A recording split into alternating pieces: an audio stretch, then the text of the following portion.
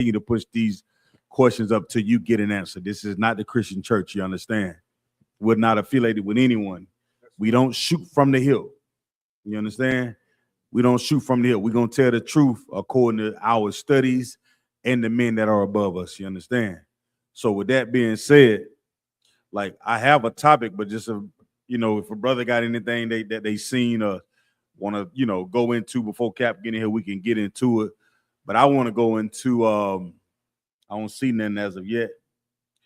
I want to go into courage. What does the word courage mean? How do you define courage? Anybody? So like the other one, if I may. Come on, brother, please. Is that is courage when you have the will to fight through something regardless of the circumstances? Mm-hmm. Let's simplify. What's a good way of saying it so everybody can understand it? Like you're fighting through something. I would say something like against all odds. Okay. Kind of okay. You know what I'm saying? If you say the odds of something, you also that identifies that there's going to be a struggle in place. Okay. When you talk about having the courage as so-called Black, Hispanics, Native Indians, in this day and age, this is something that we must have. And throughout the scriptures, the men that came before us and the sisters that came before us, their names are forever remembered because of the courage that they've shown throughout in their task or the mission. You understand? That's in this Bible. I want to go into like we said courage, right? And I'm gonna use this oppressor. Now, this is the story. I looked deeper into it, and it didn't necessarily happen. But I want to kind of go into it because I think hearing stories or hearing something, what you call it, embellishment of a story helps to do what? It helps encourage our brothers and sisters, right? Well, the oppressor has stories or things that happen in his history that helps boost their, embellish their morale. You understand? It helps them kind of come together, if that makes sense what I'm saying, Michael Ward. You picking up down? Okay. There's a man. There's an oppressor. He's known for the midnight ride. You ever heard of that? La. You never heard of the midnight ride? Come on, Bunky. So, like, if I may, I believe you're speaking of Paul Revere. His name was Paul Revere. You never heard of it? So I don't know if you can pull it up real quick, Bunky, y'all, or Michael Ward. You can pull it up. And I'm only bringing this story up because this story is just used to, to garner courage in the oppressor. Right. And I want to show you the benefits of the things that they do. And I'm going to show you that the Most High is with us. All right. Somebody look up Paul Revere for me. You want me? Let me see. You got it already? I have the pertaining specifically to the midnight ride. Okay. Let me hear what you have. Henry Wadsworth Longfellow's Paul Revere's Ride is a famous narrative poem from 1860 that immortalized Paul Revere's 1775 midnight ride to warn colonists of approaching British troops. All right, stop. You said what is the word you use? Immortalized. Immortalized. Forever. Going down in white history. Okay. Immortalized. So let's gave him this immorality, if I may. Go ahead. Using the iconic signal of 1, if by land, 2, if by sea, from the Old North Church. While not entirely historically accurate, the poem published during the Civil War aimed to inspire patriotism by turning Revere into a national hero and emphasizing the theme of ordinary citizens rising to defend their country. To say that real slow, that's what I'm looking for. I'm looking for that part right there. It did what?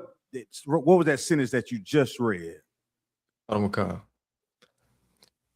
The poem, published during the Civil War, aimed to inspire patriotism.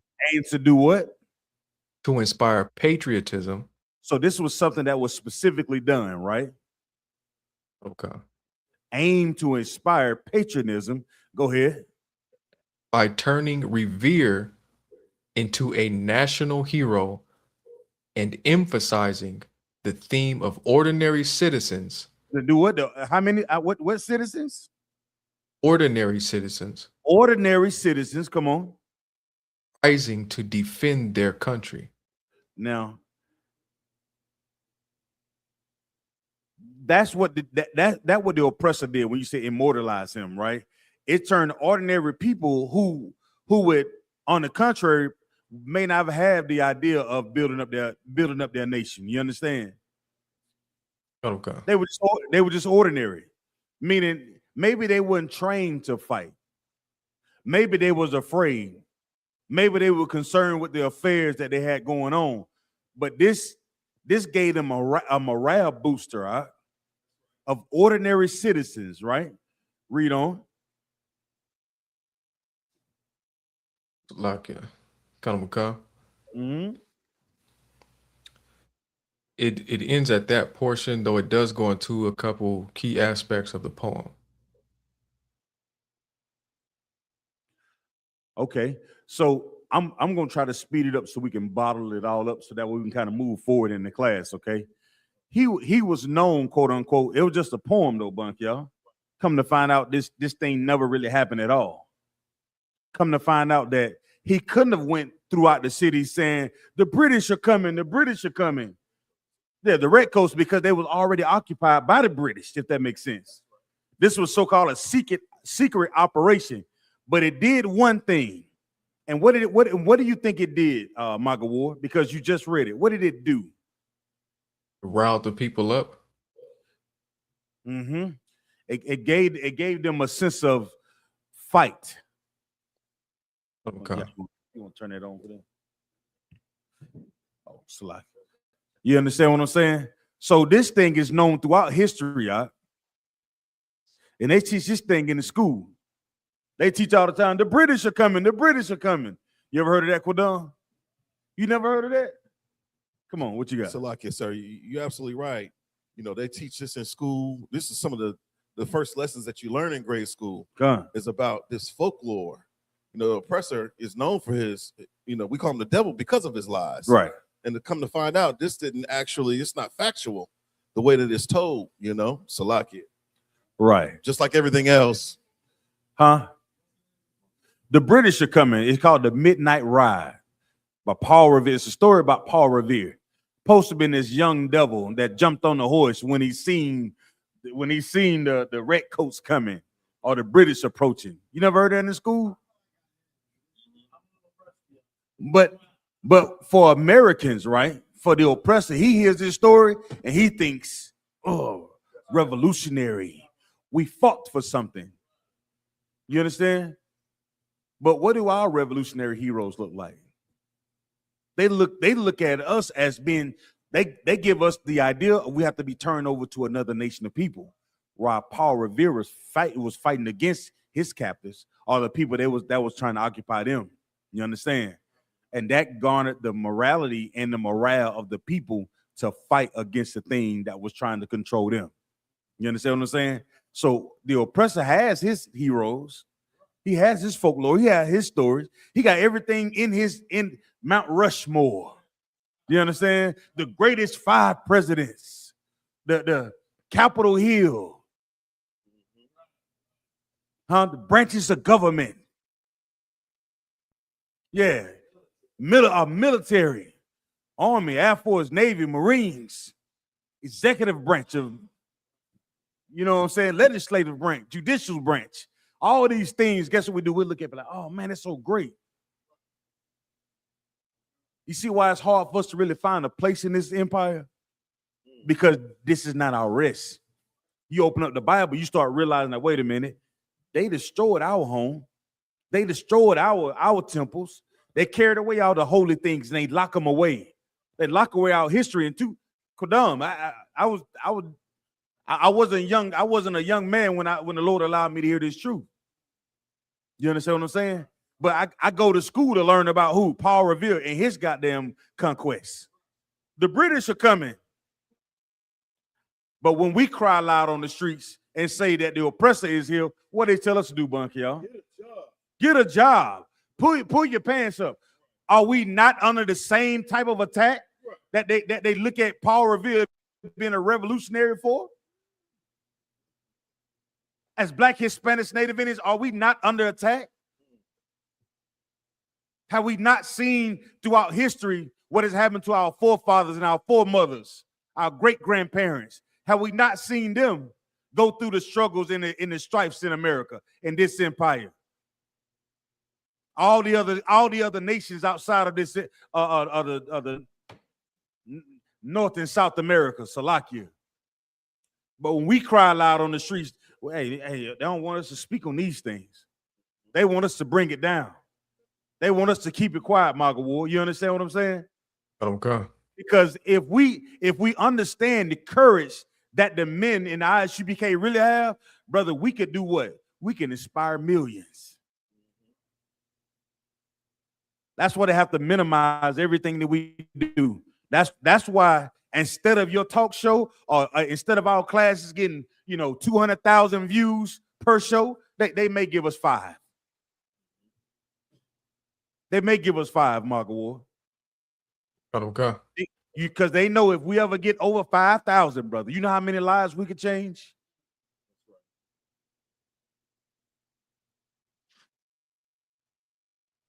So they try to stifle our growth in teaching this truth, but they don't know that the Most High is with us. That's why they have to hide this truth, Akwatian. That's why the police officers pursue us the way they chase after us, Kodam. I want to read this story real quick before Cap come in here. It's not the Paul Revere story, but I want to talk about the courage that you must have when you come to do the work of the Lord. You understand? This is not an easy job. It's not an easy job for the brothers or the sisters. You understand? This is a sacrifice. A sister, she may want to go out and eat, go to the movies and watch RoboCop 16 and eat popcorn with butter. You know what I'm saying? And salt. But baby, I got camp.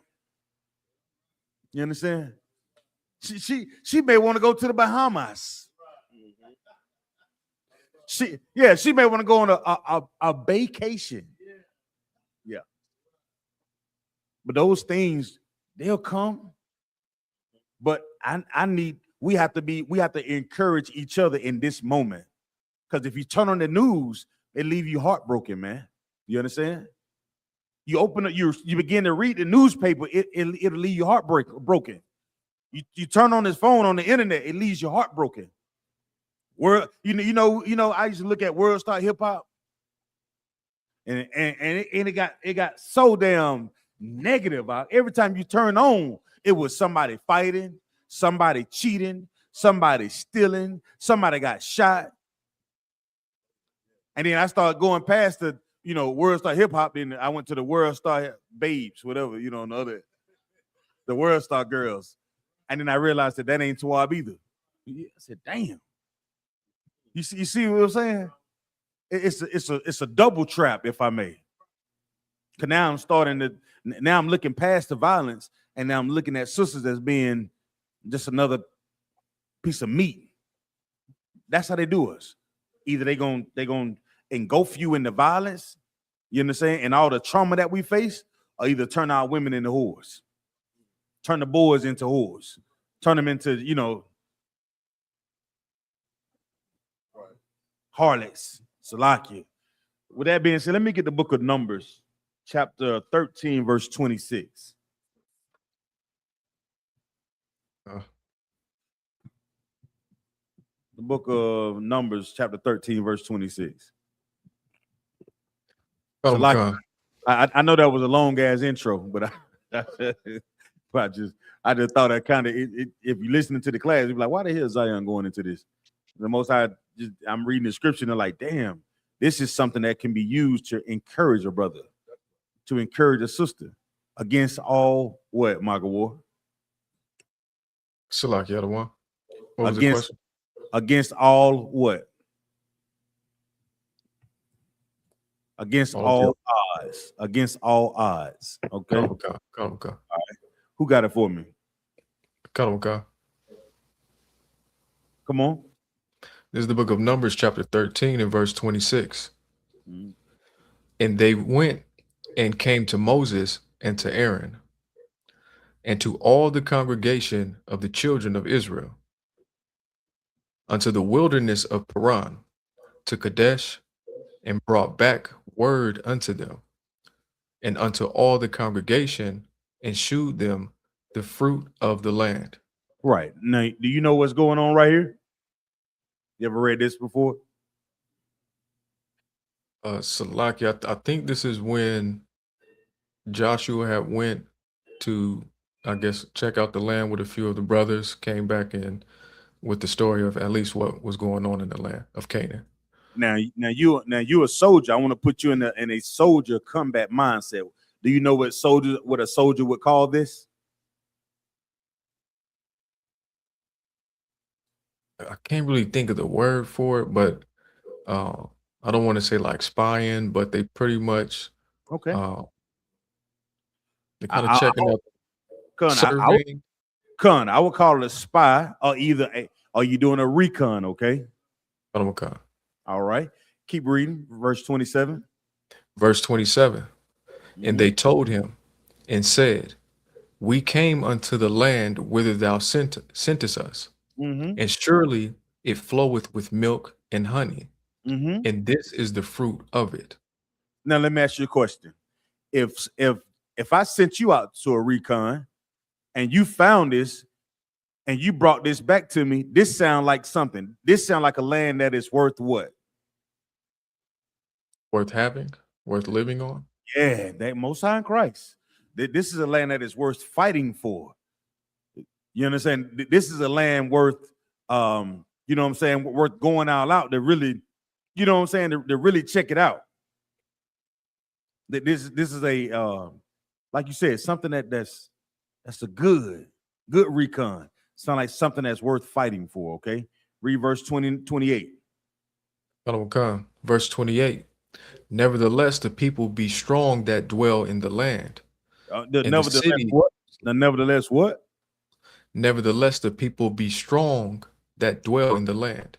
And the cities are walled and very great.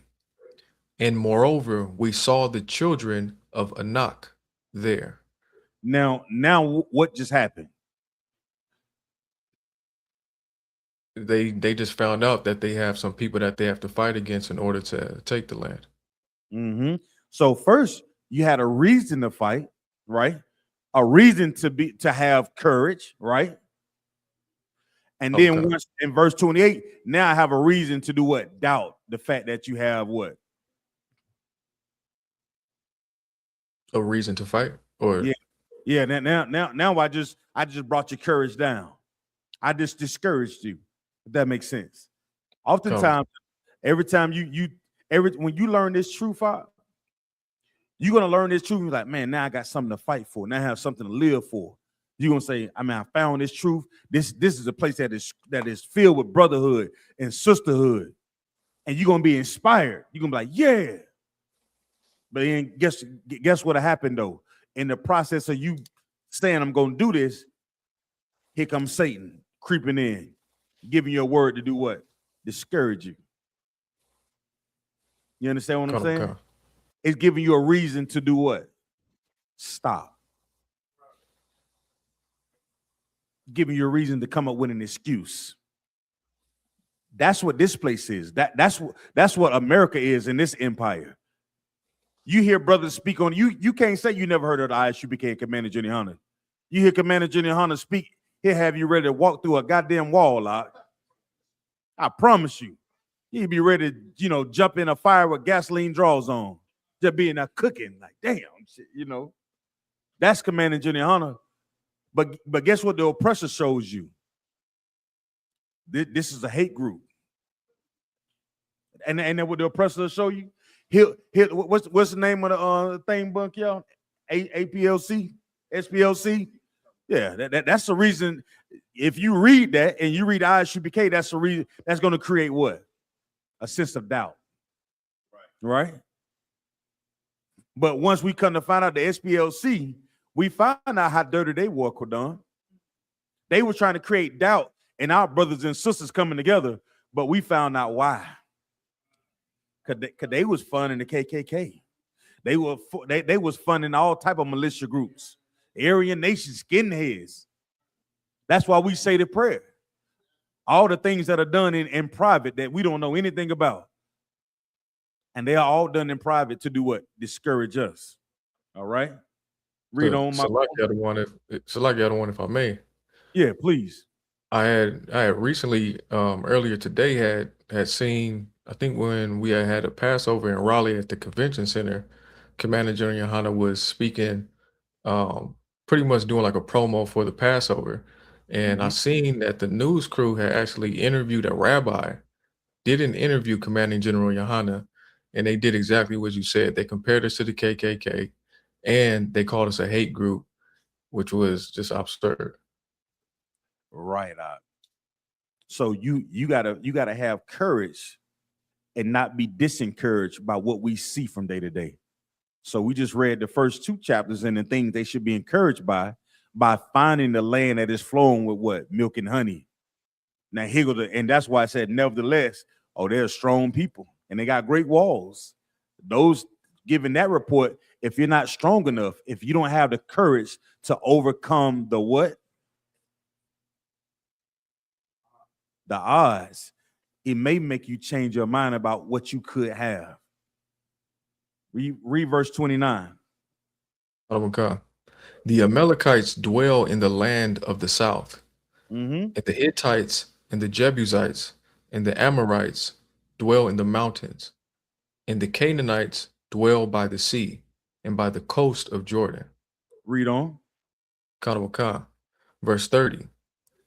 And Caleb stilled the people before Moses and said, let us go up at once. He said what? Let us go up at once. He said, nah, I don't know about that. He just gave me a long list of people that we may have to come up against. The Amalekites, the Hittites, the Jebusites, the Amorites, all of them, man. The Canaanites, one on this side, one on that side, one in the rear. You like, man, I don't know about that. But what did Caleb say again? Let us go up at once. Was Caleb disencouraged? La. That's the spirit you have to have. That's the spirit that we have to reinvigorate in black people, Hispanic and Native Indian. Did I say that word right? Invigorate. Did I say it right? Am I using it right? Oh, yeah. I'm trying to extend my vocabulary. Come on, Quadon. Salaki, sir, if I may, what's so heavy about this script, this verse right here too, when it says Caleb stilled the people, they were like, they were talking amongst each other. Right. After they heard that, it's like it was so much talking. And Caleb had a spirit of war, like, nah, we about to go fight these people, man. Yeah. You understand? So that's heavy, just bringing this out, sir. Salaki. That what would happen, Quadon. You were being disencouraged. If I gave you hey man, they're gonna have Rambo and John Cena and whoever Hogan. You put a whole bunch of doubt comes in your mind. Yeah, when you think about the figure 4 headlock, all those would be reason for you to what? Stop. But Commander General YAHANNA say, shh, it ain't even real. It's not even real, Hogan wished they could be strong like you. John Cena wished they could be strong like you. Why? Because if you look at their careers, I'm just using this as a wrestling to show how strong we are. With all the other nations emulate what we do. Where you think Ric Flair got out of that? Woo! Where he get it from? Got it from us. That whole thing. Oh, brother. Brother? Who? What the hell you talking about, Rambo. I think Rambo was the story of a black man, if I'm not mistaken. See, the oppressor would tell you about Paul Revere in the Midnight Ride.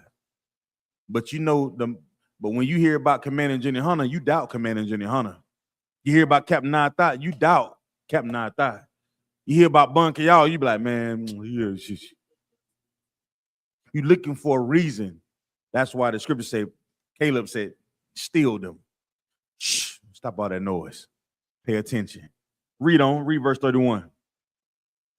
Okay. Verse 31. But the man that went up with him said, we be not able to go up against the people, for they are stronger than we. Now, what is this introducing? Another form of what? Doubt. But what should go through our mind is the Most High is with us to go against all what? Odds. Most High in Christ. You picking up what I'm putting down.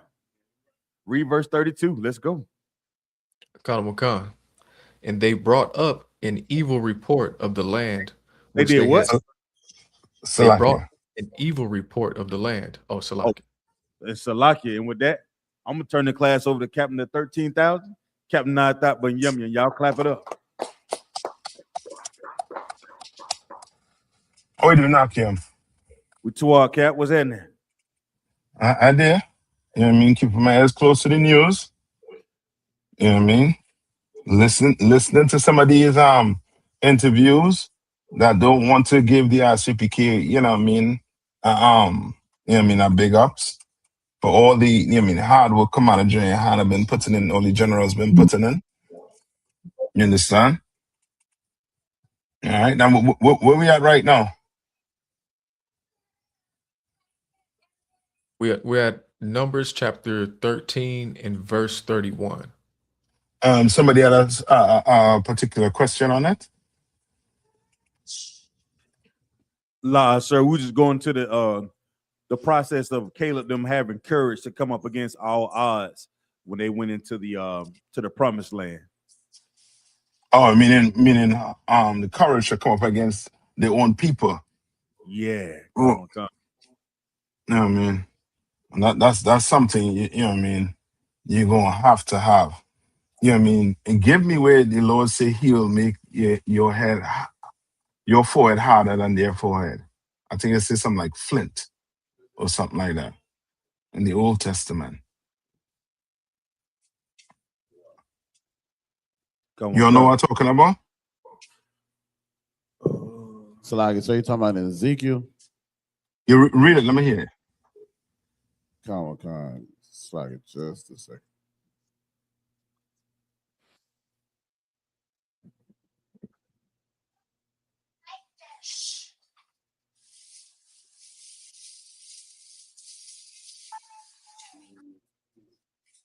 You get it?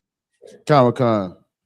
I think it's Ezekiel 3 and 8. It says, behold, I have made thy face strong against their faces. That's it.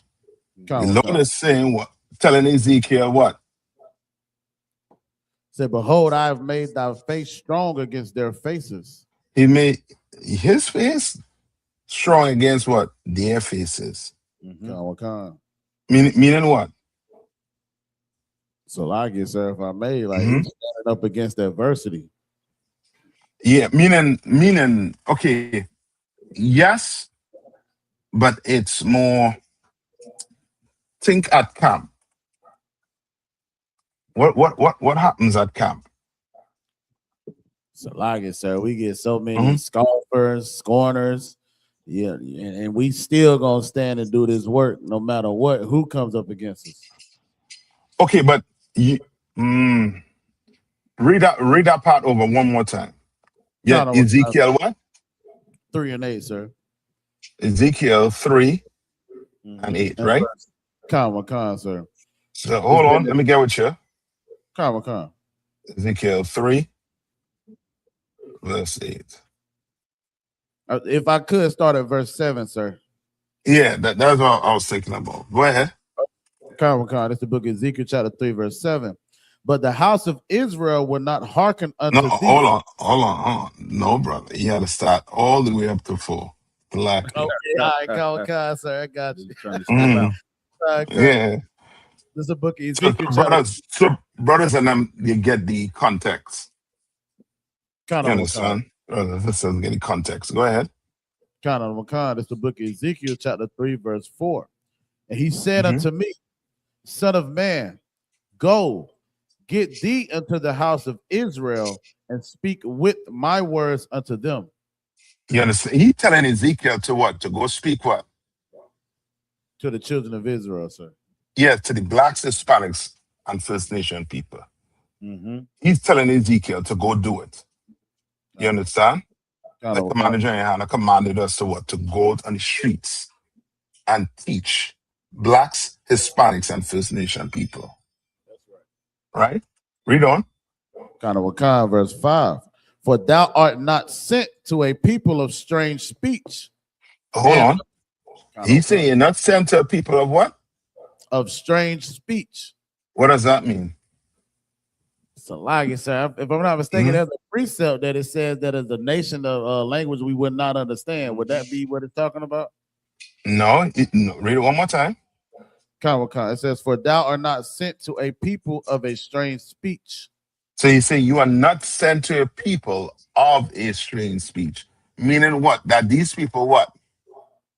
So like, sir, they speak out against they speak out against the truth. No. Stick with me right here. Who behind the computer? Yo. Well, I don't know. One minute, Akashka. Taba one there. Dog Boss 1718. We do have a class in Florida. All right, the brother's gonna put it in the chat. Give me 1 minute, Akim.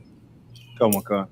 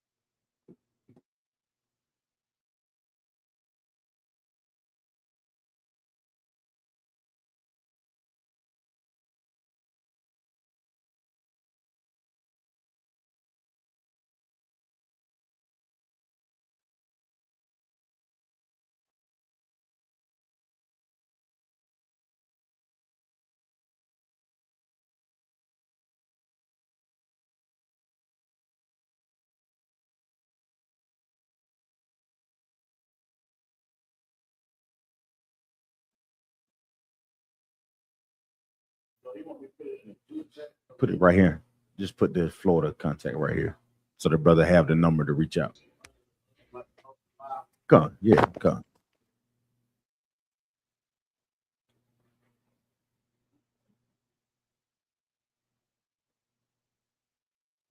You hear me?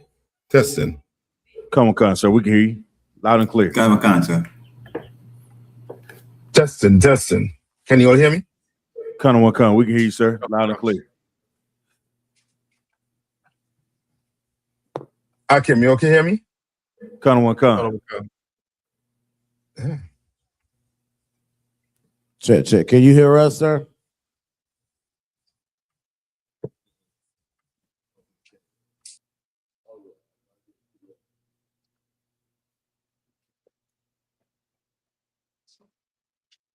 What's the number? Don? Yeah. 904.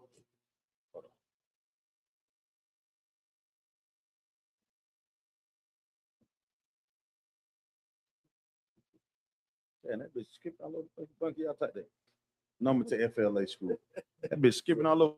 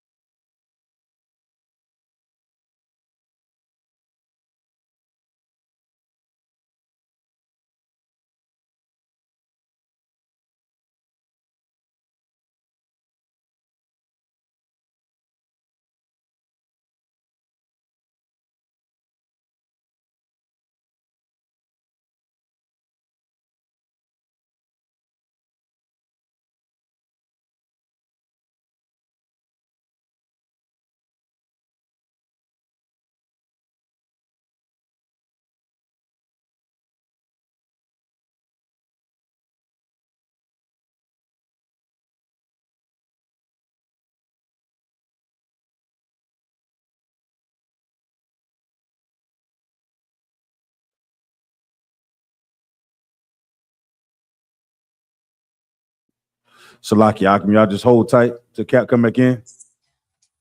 Can you all hear me? Cut on one cut. We can hear you. You can hear me now? Okay. Cut on one cut. Okay. Salaki. All right, Akim. Kudam, we don't read it. Out of a concert, this is the book of Ezekiel, chapter 3, verse 5. For thou art not sent to a people of a strange speech and of an hard language. Okay, so that part right there, when you say you're not sent to a people of a strange speech, what does that mean? Go ahead, Akashka. I think he was going to answer it. Kamakansa. Does that mean that he's sending to people too who have the same speech? So That's it. Cancer. Yeah. You say I send it to people of a strange speech, of a strange language, right? Which means what? These people speak his what? His language. Right? Read on. Kind out of a kind. But to the house of Israel. But to the what? To the house of Israel. Meaning what? You speak Hebrew? So I'm sending it to the Israelites who speak what? Hebrew also too. You understand? Read on. Kawakan, verse 6. Not to many people of a strange speech and of an hard language, whose words thou canst not understand. Surely had I sent thee to them, they would have hearkened unto thee. Who is the them? Salaki, sir, these would be the other nations. Yeah. He telling Ezekiel, if I send you onto Moab, or onto the oppressor, or onto them Africans, right, they would have already hear you. You can imagine, brother, you go out on the streets of America and tell black people they're the best people on the face of the earth. They are the salt of the earth. You understand? They're the stronger, you know what I mean? They're the strongest people on the earth. They're the best people on the earth. And they have a problem with that. Right. You know, if we had go and say, yo, Mr. White Man, you're the best man on the planet. What you would have what white people gathering and saying thank you. Do you want to kiss my boots? You know, white people telling you that. You want to serve me? It would have been switched on us. Right. Come on. But you go to what? Your own people. And this is what you have to understand when you go to your people. You understand? This is something you have to understand. Or you will make a dreaded mistake. You understand? You make a dreaded mistake. You know what I mean? A mistake you will regret. Read. Count out of one concert. Verse 7. But the house of Israel will not hearken unto thee, for they will not hearken unto me. Because he's saying what? He went hearken unto who? So like I said, the house of Israel will not hearken unto thee. Who is it thee?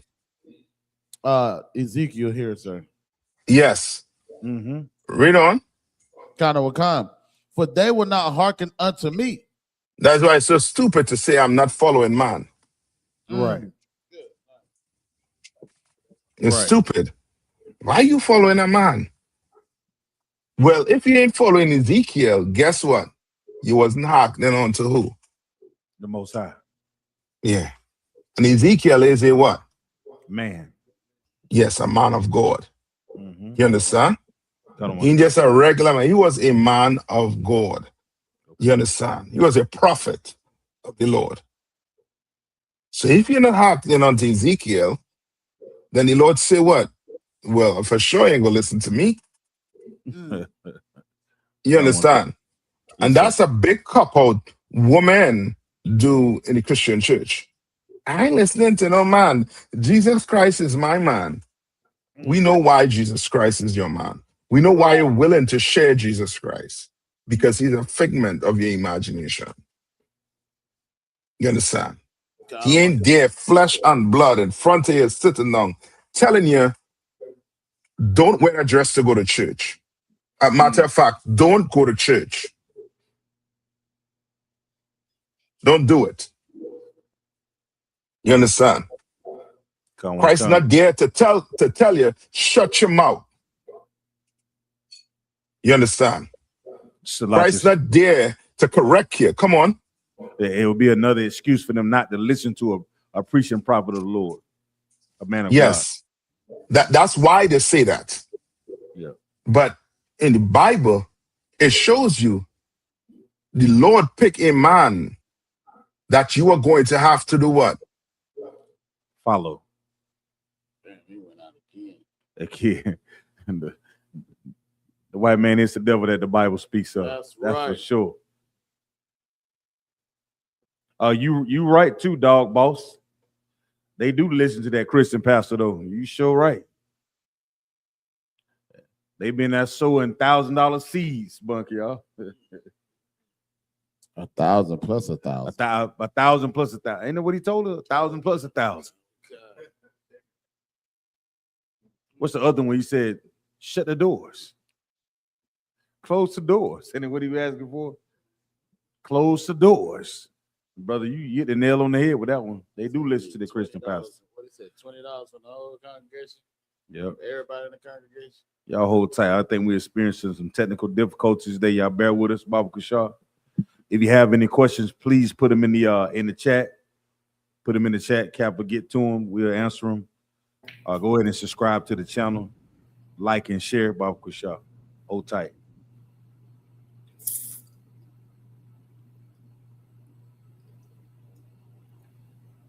Bro, I said, get that husband's head.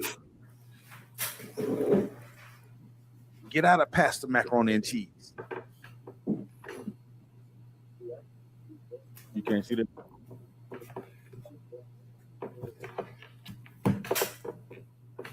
Mm-mm.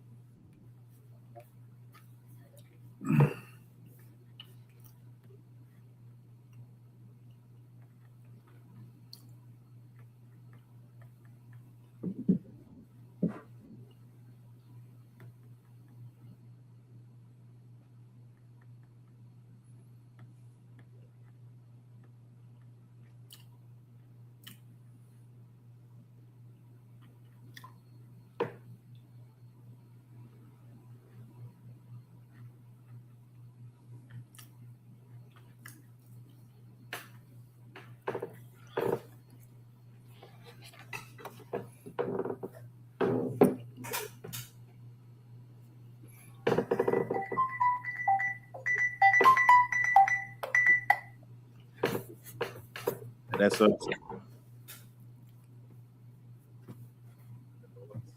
Mm-hmm.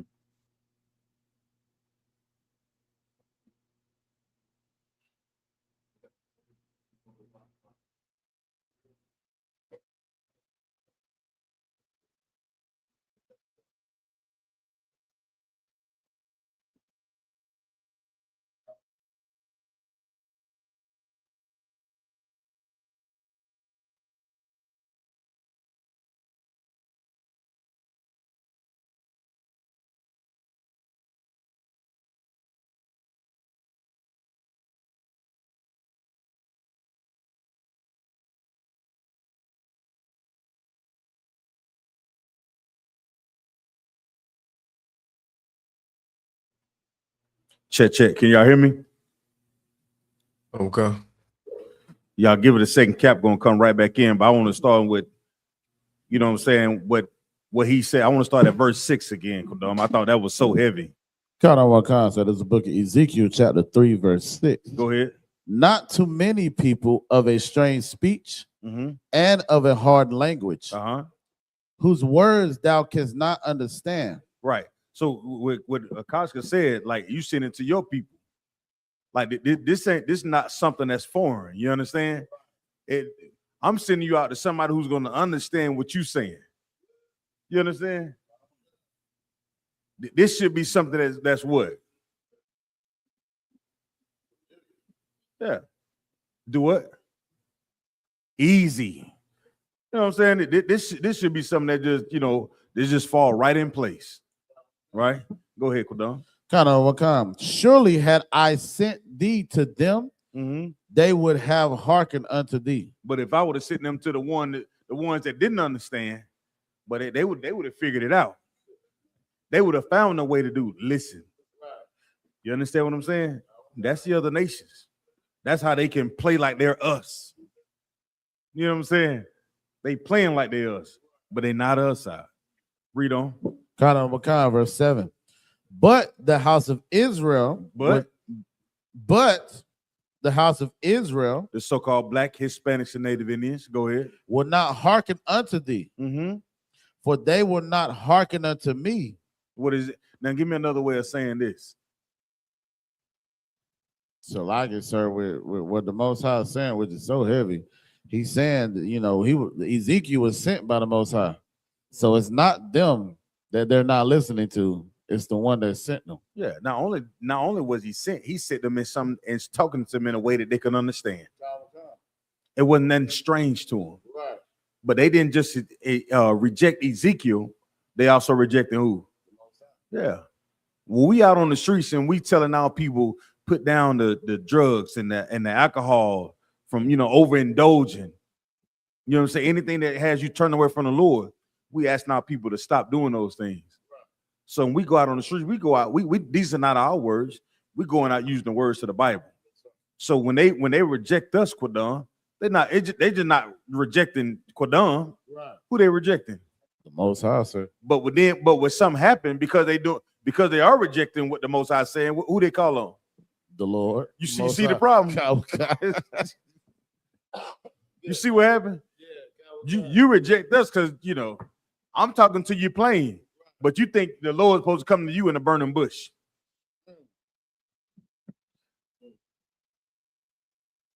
That's what you looking for. You looking for the sign because of what the Christian pastor done said, because of what the other nations done told you what they think the Most High is. You looking for a white man to come down and be your savior. So there's no way if I'm talking to you, you're like, man, they gonna know that. Hold on, Bunker, hand me this right here. Come on, this side. Hand me the. Yeah. Watch this. Watch this. Watch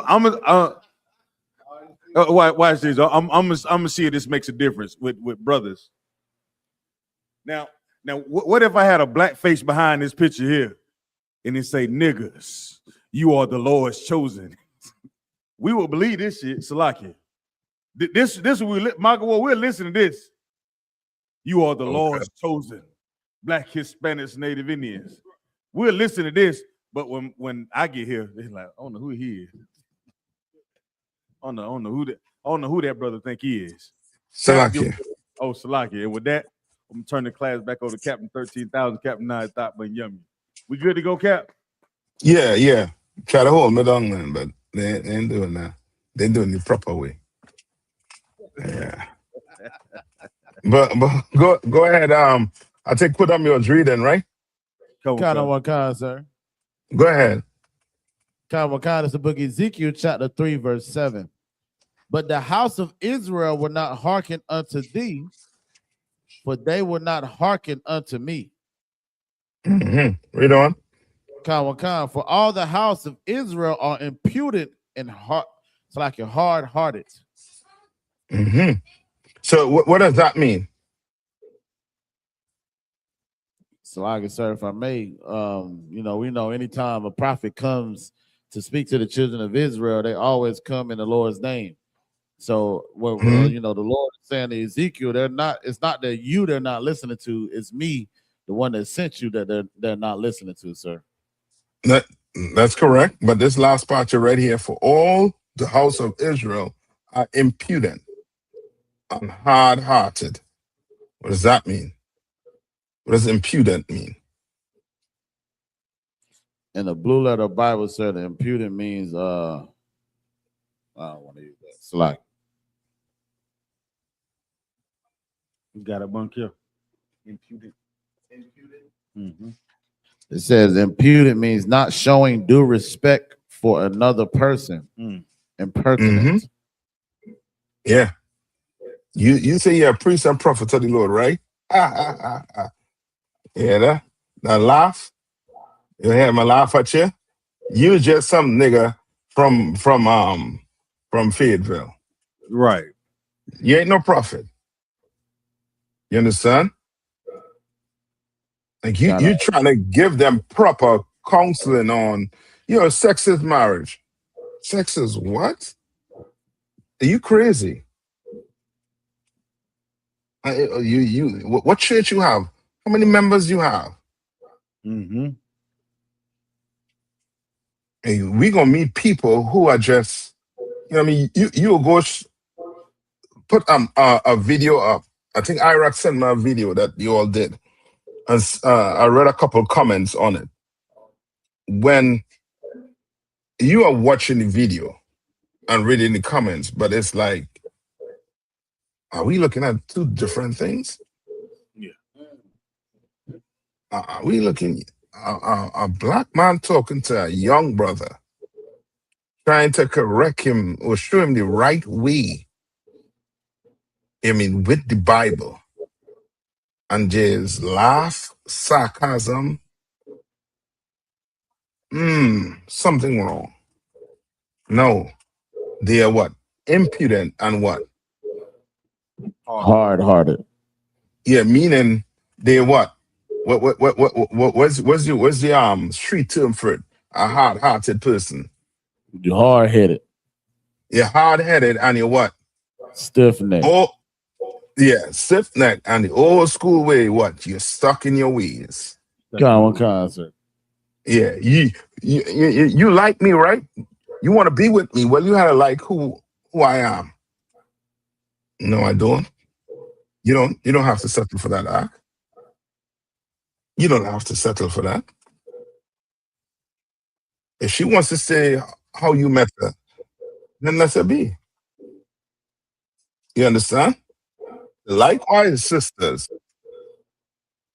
You understand? Like, we hard-headed.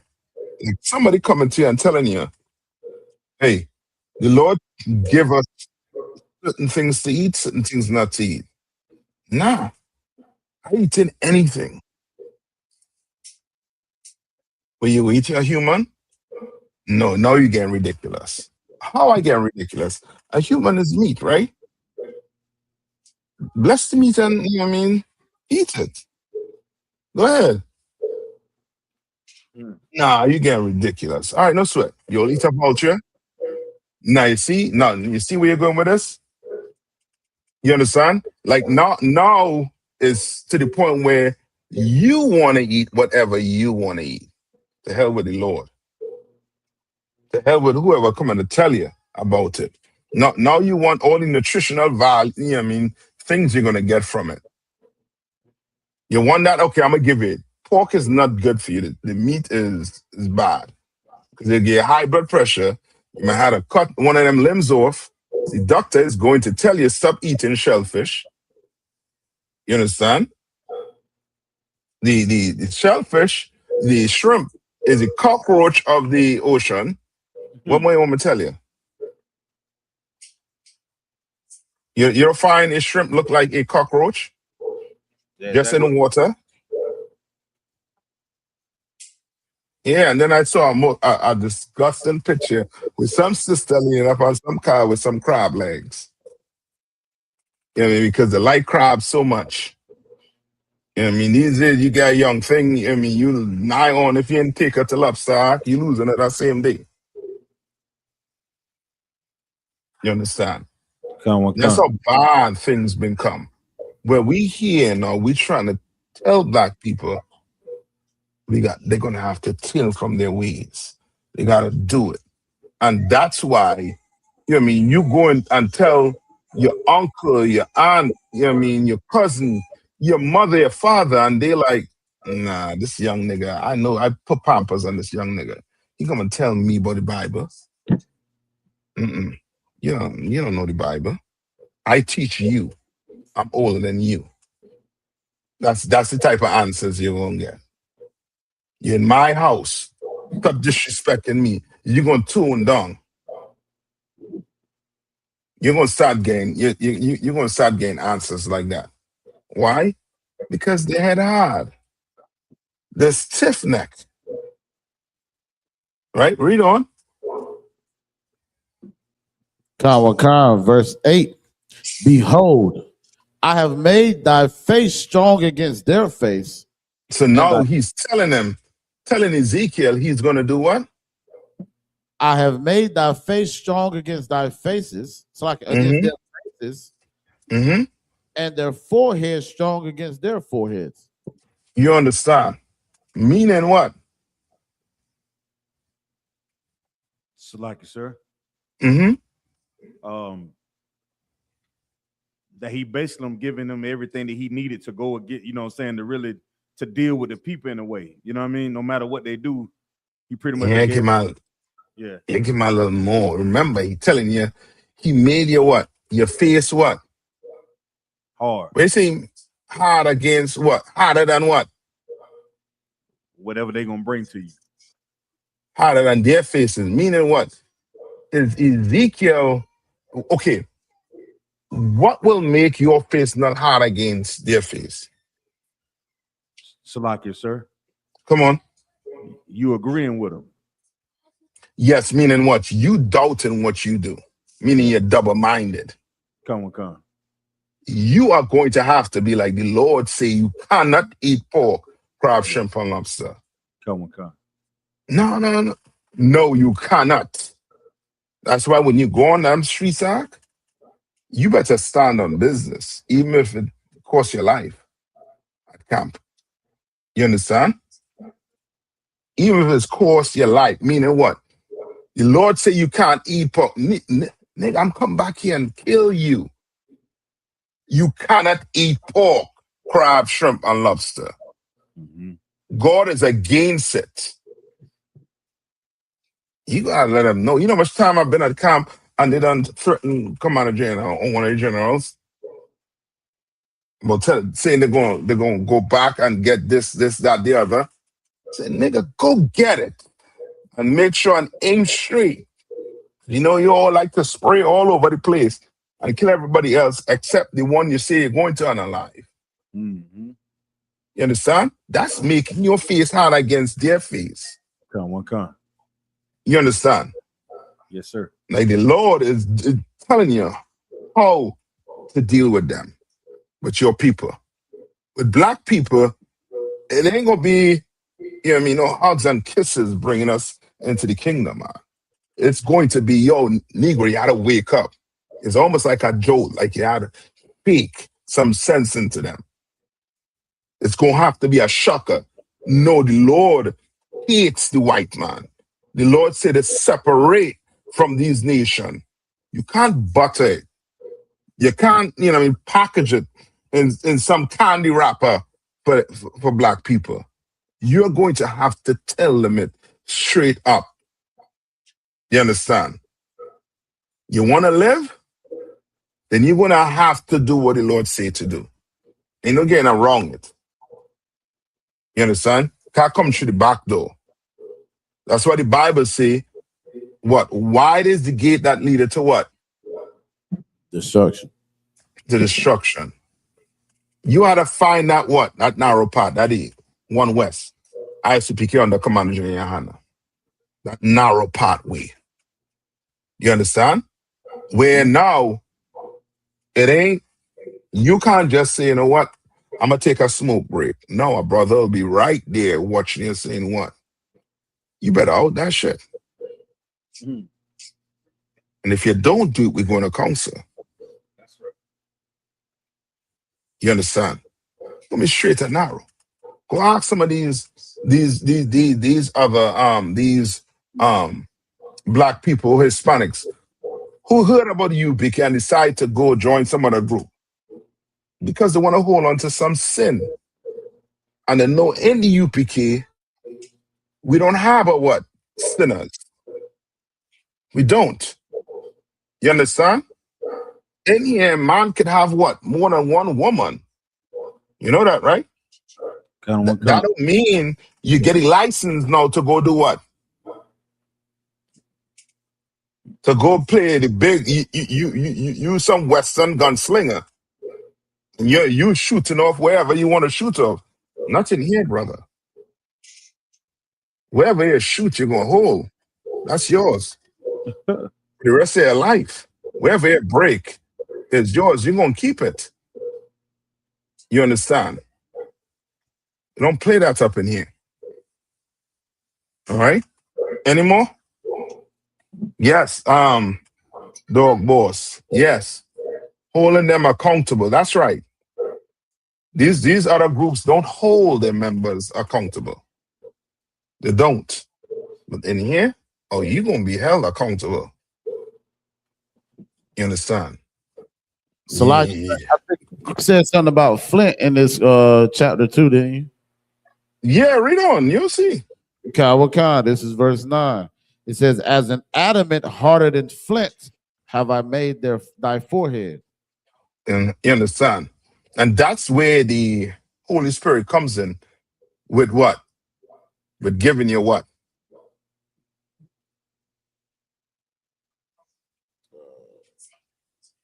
What does the Holy Spirit give you? The word. That vibe. That vibe. That vibe. The zeal. But what else does it give you? What else you need? So what do you need to do what you're doing? Come on. That's it. You need it. Fear is contagious, but you know what's contagious too? Courage. Salaki, sir. Come on. That we was going with it earlier because we were talking about how you ever heard of the Midnight Ride with Paul Revere? How they used the you know, when they were talking the British are coming. You ever heard that phrase in school? And they used that. It didn't really happen, but they used it. They used that tale to give the fighters the courage that they need to go against the redcoats. Like it inspired me, if I may, Salaki. Yeah. You understand? Like we definitely had to understand that. To do what you're doing in here, you need what? You need courage. Confidence is good, brother. Alan Wayne, right? Yeah. But you need courage. You understand? Because the white man here, confidence in his evil. Some of these politicians, their confidence to go stand up on a podium. You understand? And spew a ton of lies there. But brother, what you doing? You need a whole lot of confidence. You understand? Yes. You need a whole lot of courage. That's why brothers, what's the first thing they tell you when they see you? They in the streets. Brothers who be in the streets, what they tell you? You're going to do what? Your cousin who in the street, he tell you what? You go talk that mess on the corner. What he say going to happen to you? The press are going to get you, sir. Going to get you? You're going to die.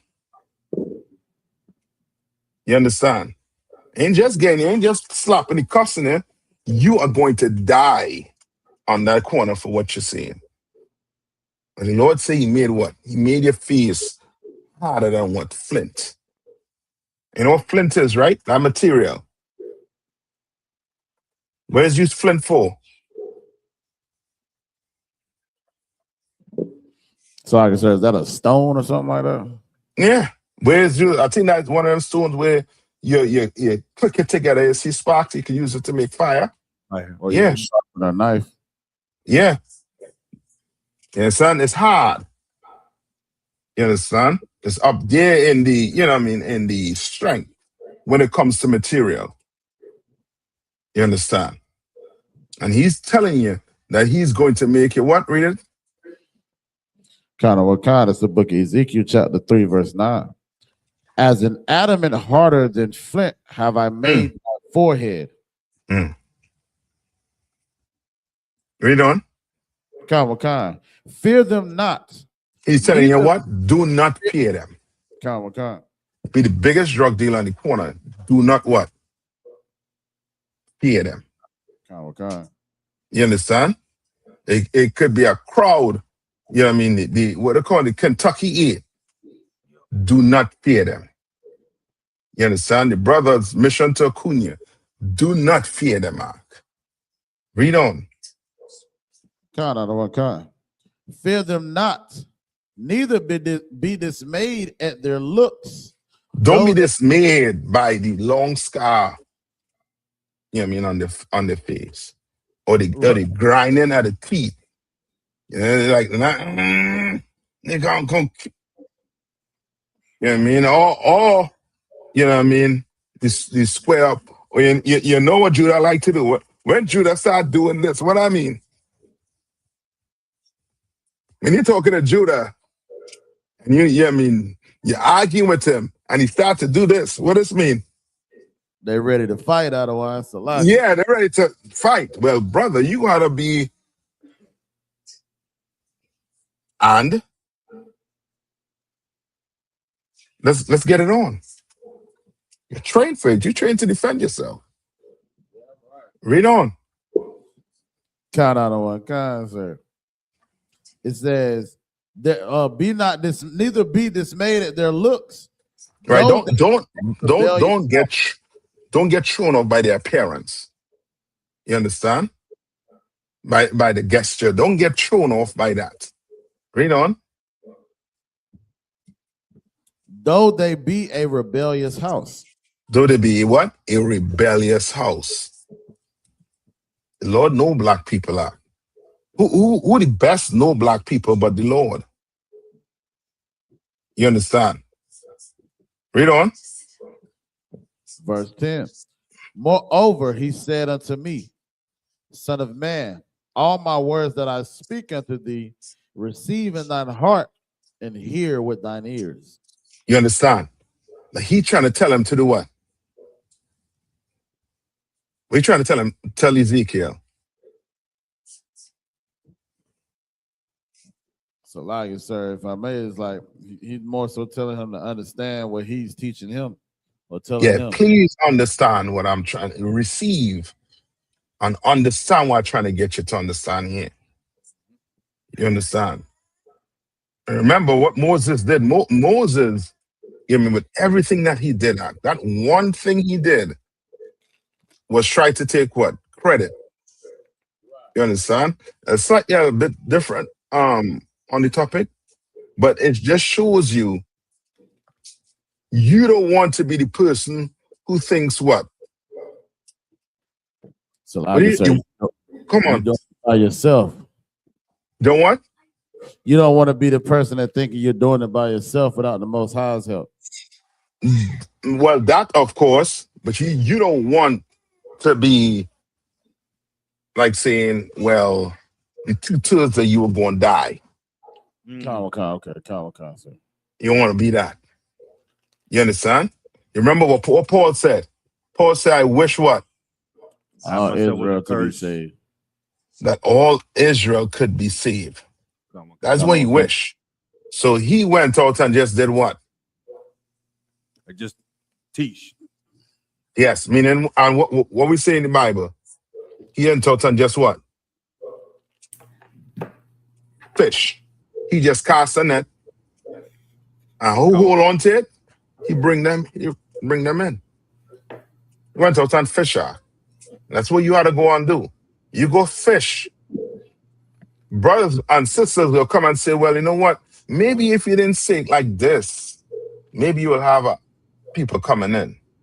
Maybe if you didn't do this, maybe if you said a man could only have one woman, maybe that might bring people in.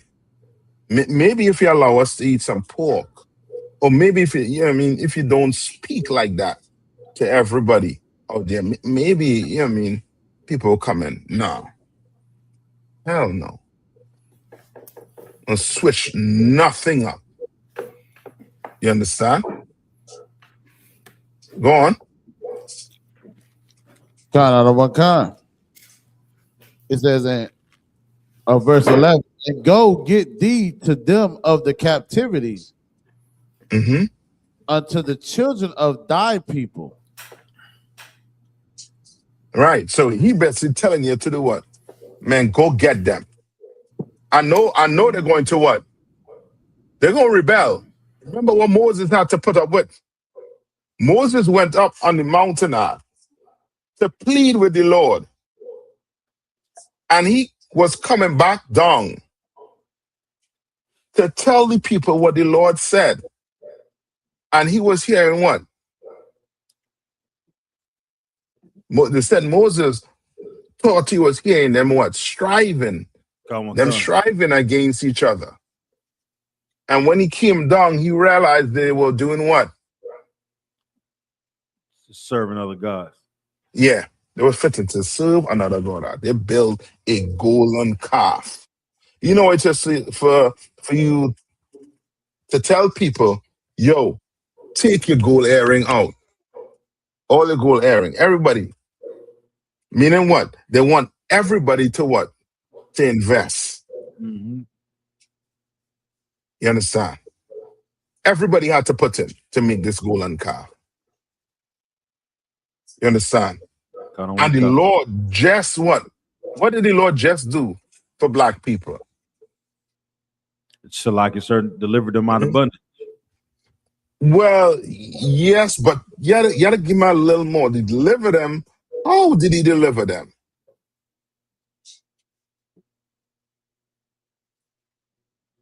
By destroying the enemy. How?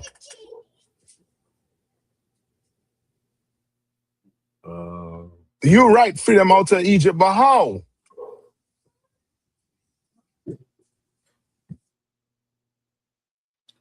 By giving Moses the courage to come up against Pharaoh.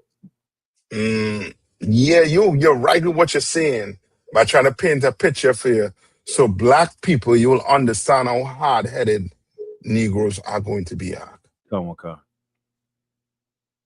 What did they just witness?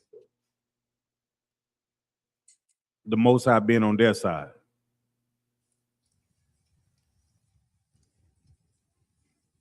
You're right.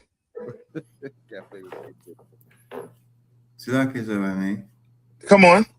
Yeah, they would have witnessed the Egyptians getting drowned in the sea after they came out. That's what I'm talking about. Just imagine there was water where you walking at.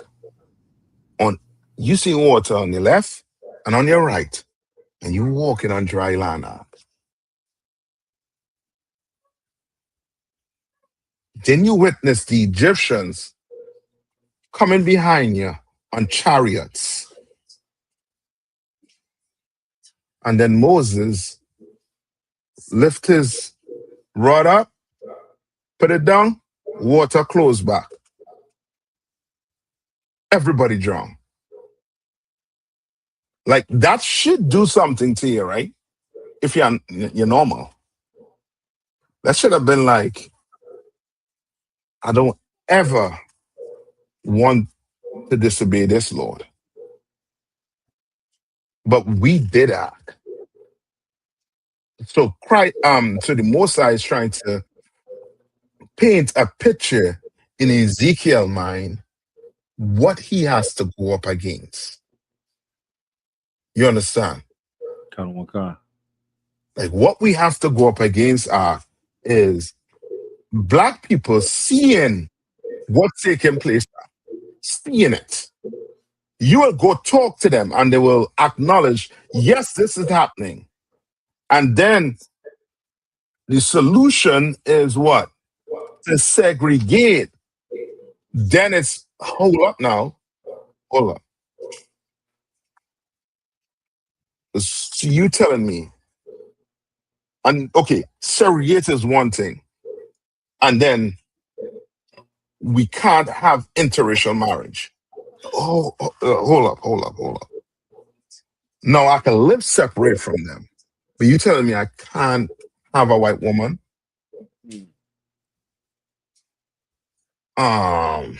Slovakia. Well, I don't understand that. I don't see why that is the issue. I understand what he's doing here, but I don't understand why we have to do this. You understand? You're dealing with a hard-headed person. You're trying to show them you have to what? Not just separate or segregate. You can't even participate in a July 4th. You can't participate in Christmas. You can't do nothing these people are doing. You have to be totally separate from that. And our people are going to be like, that's too much. Now, I understand what you're saying. Slavery was in the past. I forgive them and such and such. And we have to battle that. You understand? You see what Captain Azariak doing to them. You understand? You see what he's doing to them.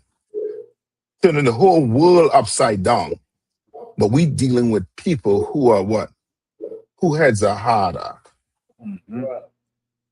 You understand? And we are going to have to be prepared to deal with these hard-headed Negroes. You know, be prepared. You understand? You know what I mean? And be just like Paul, wish that all Israel could be saved. At the same time, you're going to be angry with them because they ain't going to what? They're going to want to what? They want to what? Rebel. They ain't want to listen to you. They ain't going to want to listen. Yeah, they don't want to listen, but that don't mean you stop teaching. That mean you teach more. Yeah. You understand? Stomp that whole belief system out. Stomp it out. You understand? Why? Because we not getting out of here without what? Just us alone. They had to come too. You understand? They have to come too. All right. Anything else on that? If not, I think we was I had got some ways into this here, right? Last week. You'll ever look up to see the progression, right, of Negroes in America going to jail? You'll ever look it up? Say again, sir. You said the progression of Negroes going to jail? Yeah. Since maybe since after that whole civil rights movement. Because the civil rights movement is what started what? What does the civil rights movement started?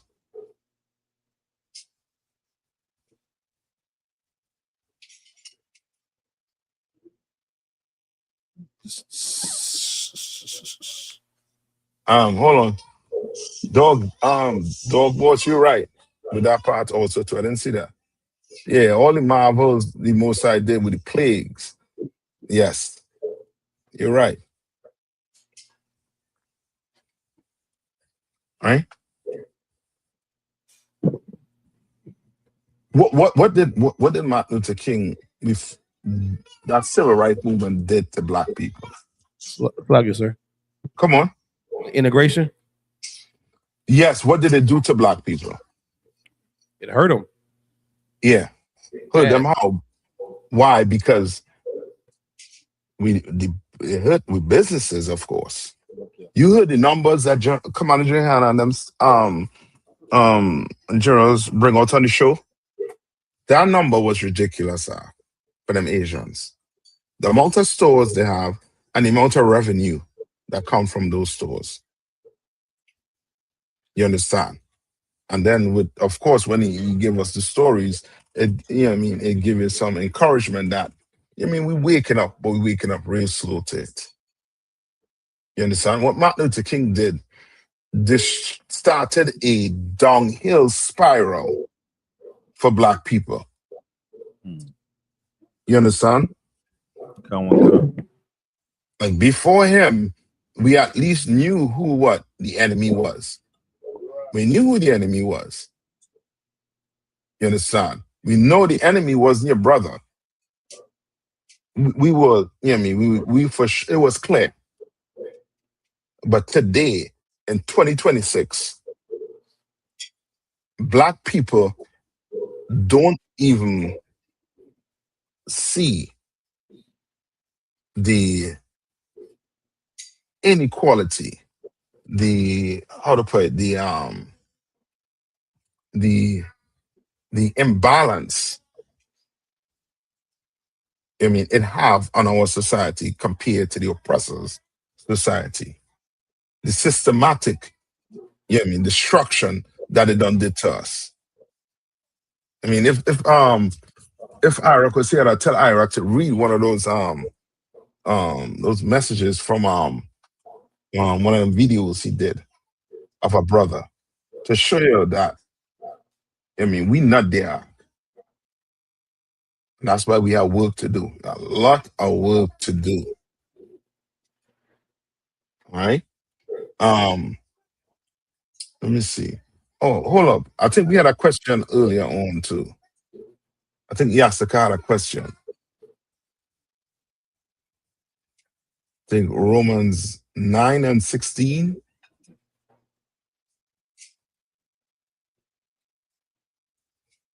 Go to Romans 9 and 16. I think he had a question. Yasaka, if you're hearing me, anything specific? Or just a breakdown? Marco, get Romans 9 and 16 for me. Okay. This is the book of Romans, chapter 9 and verse 16. So then it is not of him that willeth, nor of him that runneth, but of God that showeth mercy. Right. Now, what is he saying here? Read verse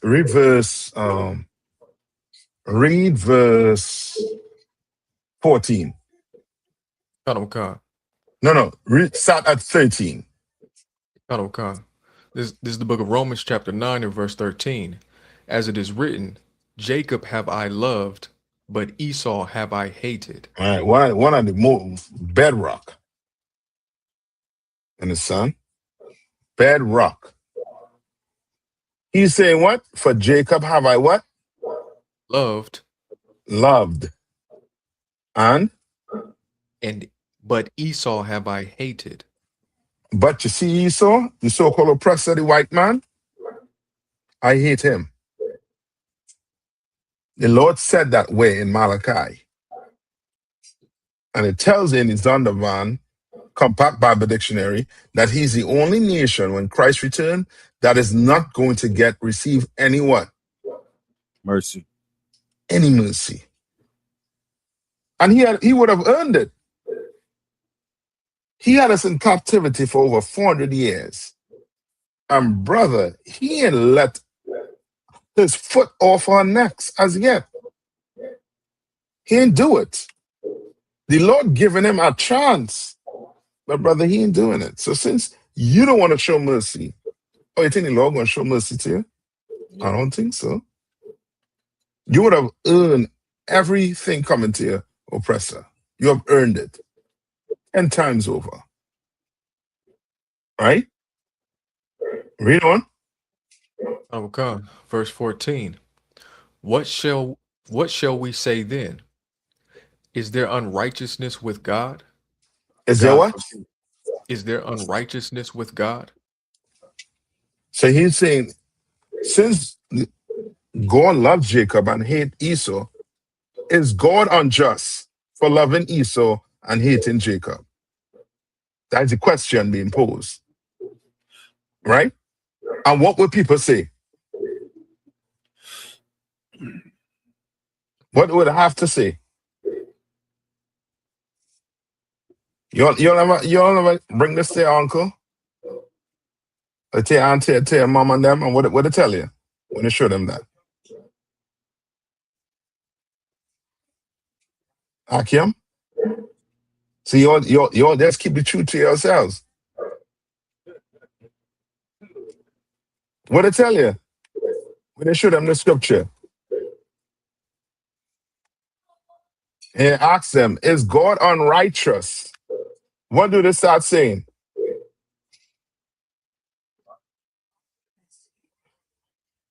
They won't say it's unjust, because if they say they're unjust, then God unjust. What do they say you doing? You reading too much into it, sir? That's one thing they would say. Or they would say what? You interpreting this what? Wrong. Right. Because God don't hate. God is love. But we just read he loved Jacob, hates Esau. It's plain. But because if they see it's unjust, then they will have to say what? God is what? Unjust. Unjust. They'll have to say it. There's no other thing they'll say it if they would have to say it. But they will have to do what? Say that this scripture we just read does not mean he loved Jacob, and it does not mean he hate Esau. He could just dislike him for something he did, but I don't mean he hate him. You'll never hear people try to get that BS, that kind of cop out. Come on. Okay. God forbid. Verse 15. No, For he- I'm Kowali was going to say something, Salaki. Oh, Salaki. Oh, Slagia, I heard the argument. They say, see, he hated him. He hated Esau. That was a long time ago. But Christ came Yeah. back, and no Jew, brother, no Jew, no Greek brother. He hated him. That don't mean he hate him now. I heard all that before. Yeah, but what does it mean by is he what? Where's the next part, Margot? Oh, God. What shall we say then? Is there Uh-huh. unrighteous with God? God Let's say, forbid. is there some type of unrighteousness with God? Let's go back then to when he said it. Back then to when he said it, right? When he first said it. Is there unrighteousness with God for loving Jacob back then and hating Esau? And they will find a way to wiggle out it and then start arguing about something. You're going to pound them. Because most of the time, this has to deal with what? Them what? Loving the white man. Loving their white friends. This loving white people are. Black people have been hated their whole life are. And it's, it's very discouraging to them when now you going into a belief where you are going to be hated, not just by the white man, but by who? But by who? All the nations. All the nation and who? Your own people. Your own people. Remember, your own people, when the white man get down on his knees to kiss your boots, who runs to stop him? Your Our own people. Yeah, your own people. When this white man is trying to say sorry for what we did to your people, you understand? Jake is telling him he doesn't have to say sorry. It'll be like Sam used to do, Cap. Yes, not like what he used to do, what he's doing right now. Come. You understand? Like we have to recognize, brother, that Jacob, our people we have a struggle with them. Right? Read on. Okay. Verse 15. For he saith to Moses, I will have mercy on whom I will have mercy. For he said unto Moses, what? I will have what? Mercy on whom I will have mercy. Yeah, you know who learned that the hard way? Who learned that the hard way about the Lord? He will do whatever he feel like doing. Who learned it the hard way? And in the last chapter of his book, he realized his error.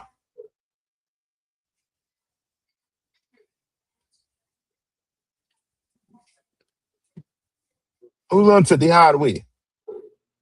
Read that part over one more time. Shalom Khan. Verse 15. For he saith to Moses, I will have mercy on whom I will have mercy. Mm-hmm. Who learned that the hard way? So like they were. Come on. Moses learned it all the way. No, okay. Moses erred in that he took he took credit for something he should have given to the Lord. Right. Come on. You understand? But this person is doing what Margot Ward just said. Read out one more time, Margot. For he saith to Moses, I will have mercy on whom I will have mercy. So he's, come on. Paul? Not Paul. Peter? Oh, okay, when they say Paul, what you mean? Give me the part to talk more with Paul. It could be. He held the jacket with the stoning of Stephen, and he was a ambassador to the Gentile. Lord have mercy on Paul. Yeah, okay, yes, but okay. When I tell you who it is, you will see the difference. So remember, the Lord is saying, I will have mercy on whoever will have mercy. He's comparing it to who? Meaning, we talking about who? Jacob and Esau. We're comparing the both of them. Right. The Lord is saying, I love Jacob. I hate Esau. Is there unrighteousness with the Lord? What? La'ah. There's none. Right. The Lord is not unjust. And the Lord is saying what? I will what? Margot, I will what? I will have mercy on whom I will have mercy. I'll have mercy on whom I will have mercy. Meaning you ain't telling me to have mercy on. You can't tell me. I'm the Lord. You understand? Come on. Job. Job realized it in what? In the end. That's right. He realized, you know what? He's the Lord. And then he said what? I abhor myself. You understand? For thinking I was what? Righteous. Yeah, I didn't deserve this to happen to me.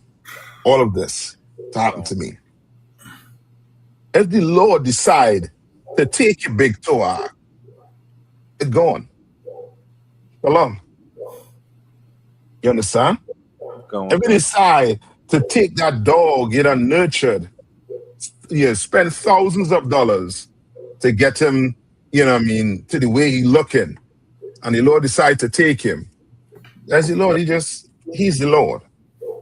Where Isaiah, I the Lord do what? All these things, Isaiah 45. You understand? I the Lord do all these things. He's the Lord. So he can decide what? Who he's going to love and who he's going to hate. Why? Read on, Margot. And I will have compassion on whom I will have compassion. Yeah, he will have compassion. Because black people will come and ask the question, why would he make a people to hate?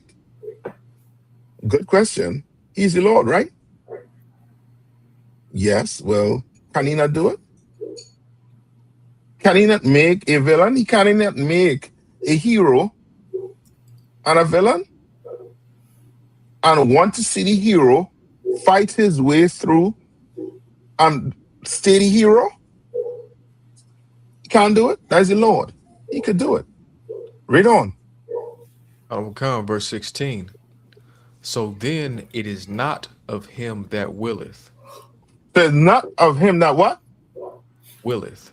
Will it what? Will it what? That would do what he says? Or when they say do what he says, meaning what? Think black people.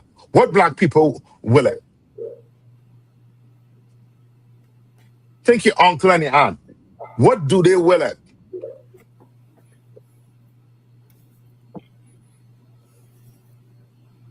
Your aunt and your uncle, they're not in the truth, right? Right. Why? Because they don't want to follow the law. Well, yes, but it's go ahead. They're in church worshiping and praying and singing and doing all this, hocus pocus nonsense. Why? Because they've been taught wrong. They've been taught wrong. I'll take that. But give me, go ahead. They don't want to obey the law or submit. Okay. They love the white man. Right. Okay. That's as simple as I could put it. You know what I mean? They love the white man. Right. You understand? And they can't see the kingdom of heaven without who? That's Without right. the white man. That Esau there, yep. You understand? So their will is for the Lord to do what? Of the white man. To love the white man. Our people wouldn't have no problem if you say them Chinese was evil. Right. And they're communists. You understand? Why? Because we see the Chinese eating what? Dog, cat, whatever they put their hands on her. To us, you know what I mean? That, you know what I mean? You gonna eat your dog? No. Them people evil. Now, you know what I mean? You got evidence like that? Or black people with you on that act? Yeah, them evil. But when it comes to the oppressor act, he could kill dog, sheep, pig, whatever. No, we have to love him. We have to forgive him. No, I'm not serving. You ever hear people say, I'm not serving a God that only love one people? You ever hear that from me? Your cousin never tell you that? Okay. Yeah. Yeah. I'm not serving a God that hates. I'm not. They'll tell you that. You understand? But they don't know that the church did a lot of unaliving, a lot of molesting, a lot of it. Yeah, and they'll say John 3:16, correct, brother? So it's saying what? There's not of him that what? That willeth, nor of him that runneth. Nor of him that what? Runneth. So think you what is a race, meaning what? This brother is what? This brother is what? He doing everything that's what? That's right. He gonna win the race. He run it. Not of him that what? That run it. So you think he can run. Think no, this brother here is his zeal. Or this person has zeal for the Lord. You understand? But read on. But of God that showeth mercy. You know why me and you sitting down inside here? And because we the brightest bulb in the room. You understand? It ain't because we the poorest people. It ain't because we, you know what I mean, we better than everybody. It has nothing to do. Or not better than anybody. Or just, you know what I mean, come from simple way of life. It has nothing to do with that. It has to do with what? What it has to deal with. Read that last part. Okay. But of God that showeth mercy. It has to deal because the Lord had mercy on us. That's why we in these seats. That's why you sitting down here. You should never give up your seat. Not what? Do not give it up. Why? Because the Lord don't show you what? What the Lord show you? Read it one more time. But of God that showeth mercy. The Lord show you mercy to be in these seats. You understand? Remember, what's the counter to this?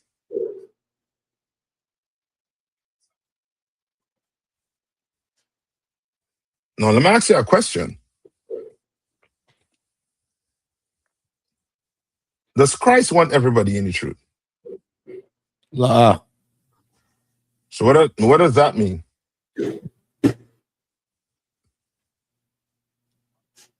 What does that mean? That means the Lord might have some people who he what? He want to make he want to make an example of. You understand? He want to make an example of them. You understand? And why am I saying this? Go to Matthew what? Is it Matthew 13? and 12.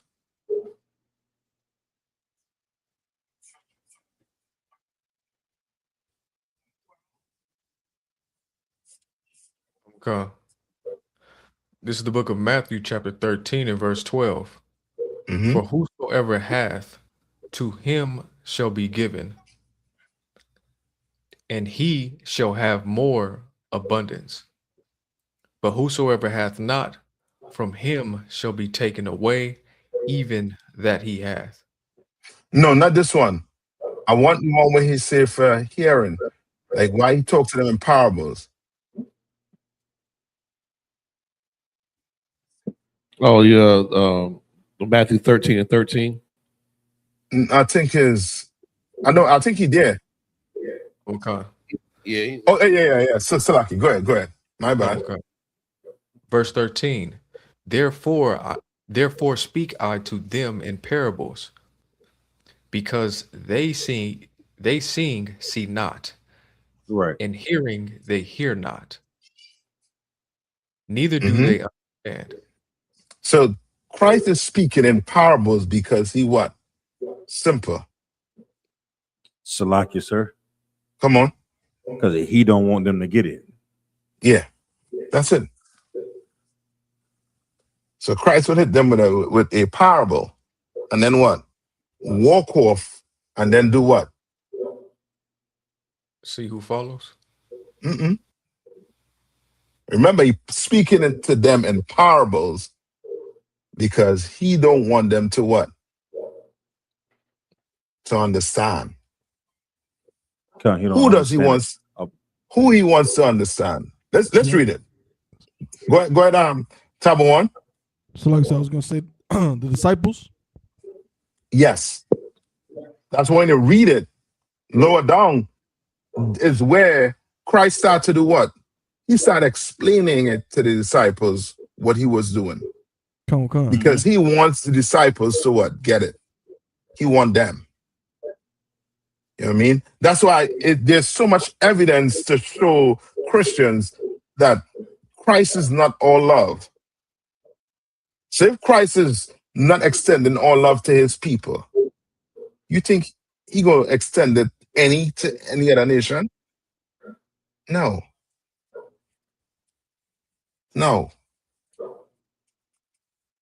Like these Christians, they don't understand God. Black people do not understand God. Right. Slugging. We do not. Come on. Right. Even John Christ was telling them, like, said, my sheep hear my voice and they follow me. Everybody ain't gonna get it. That's it. Which then you know what? It ain't all love. Right. It never was. That's why Christ left India that what?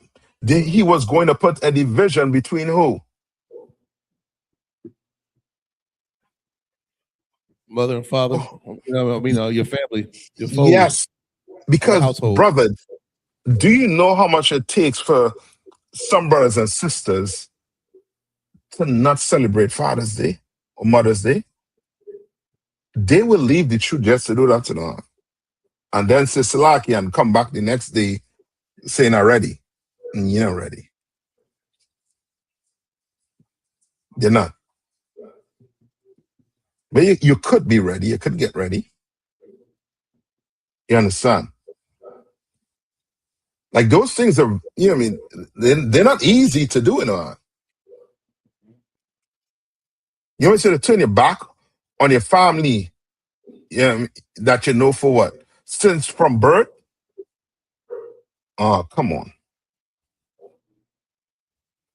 You know it's just to do that?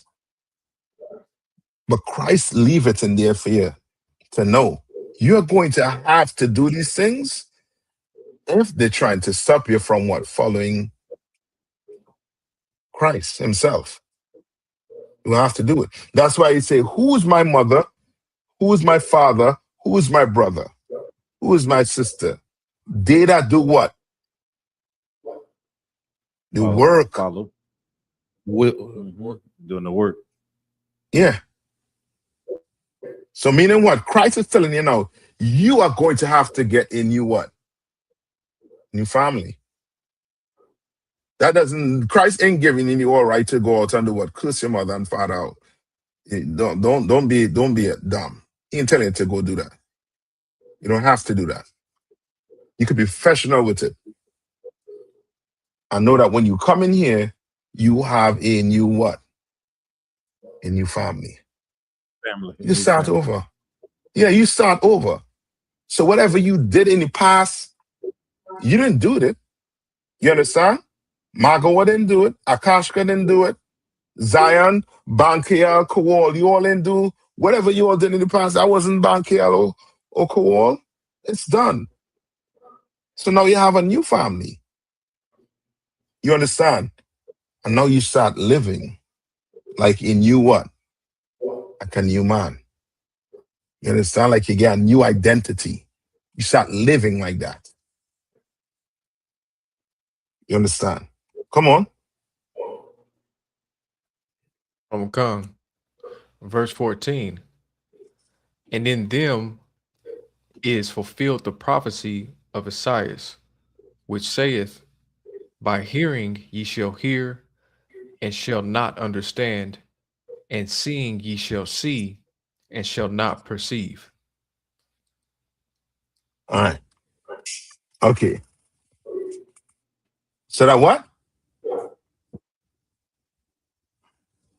And in them is fulfilled the prophecy of Esaias, which saith, by hearing ye shall hear, and shall not understand, and seeing ye shall see, and shall not perceive. You understand? Like you won't perceive. Like, you know what I mean? When you hear or read the comments of some people in the world, you like, yo, what are you listening to? We didn't just watch the same video. I don't think so. And then when you ask them the question, is you clearly get a proper understanding. This person just wants to rebel. There's no other word to put it, no other way to put it. You just want to rebel. Right? So we good on that? I think we're good on that, right? Okay. All right. So the Lord, He's the one that's what? Basically, it was the whole Romans 9 and 16 was pertaining to the fact that the Lord chose Jacob. That's what He was trying to get you to understand. Why? Why was trying to get you to understand that? Because let's go back to Romans 9 and 16, so you properly understand. Okay. This is the book of Romans, chapter 9 and verse 16. So then it is not of him that willeth, nor of him that runneth, but of God that show mercy. Right? No. Go back to Romans 9 and 16. You there? Okay. That's the Read, one I just read one more time. Okay. It's the book of Romans, chapter 9 and verse 16. So then it is not of him that willeth, nor of him that runneth, but of God that showeth mercy. Right. Salaki, go ahead. Salaki, maybe I talk verse 15, sir. Salaki.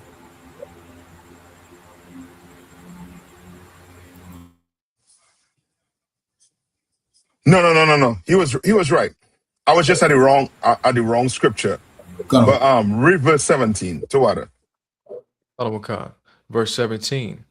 For the scripture saith unto Pharaoh, even for the same purpose have I raised thee up, that I might show my power in thee.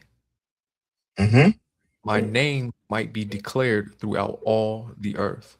You understand? Like it sound like what? What is this? What is this saying? What is he telling Pharaoh? He's saying that he created Pharaoh to be an example, so that he can show his power. Who power? The Most High. Yes, power. Yes. America is the most powerful nation, only for one thing. For the Lord to do what? Bring it down. And once the Lord bring America down, brother, I think black people the captivity we in right now, ain't no way once Christ return, you're gonna be thinking about going back to America once he finished with America. Read on. Verse 18. Therefore hath he mercy on whom he will have mercy, and whom he will he hardeneth. You understand? Like, and that's why it's so stupid to think, okay, well, if he's the Lord, then the Most High power, then what person, what being could stand against him? Why you think Satan could stand against the Lord? Like he has some other realm. The Lord not sharing nothing. He is the Most High power. Read on. Verse 19. Thou wilt say unto me, why doth he yet find fault? For who hath resisted his will? For who had resisted his will? I'm looking for this part here. Hold on.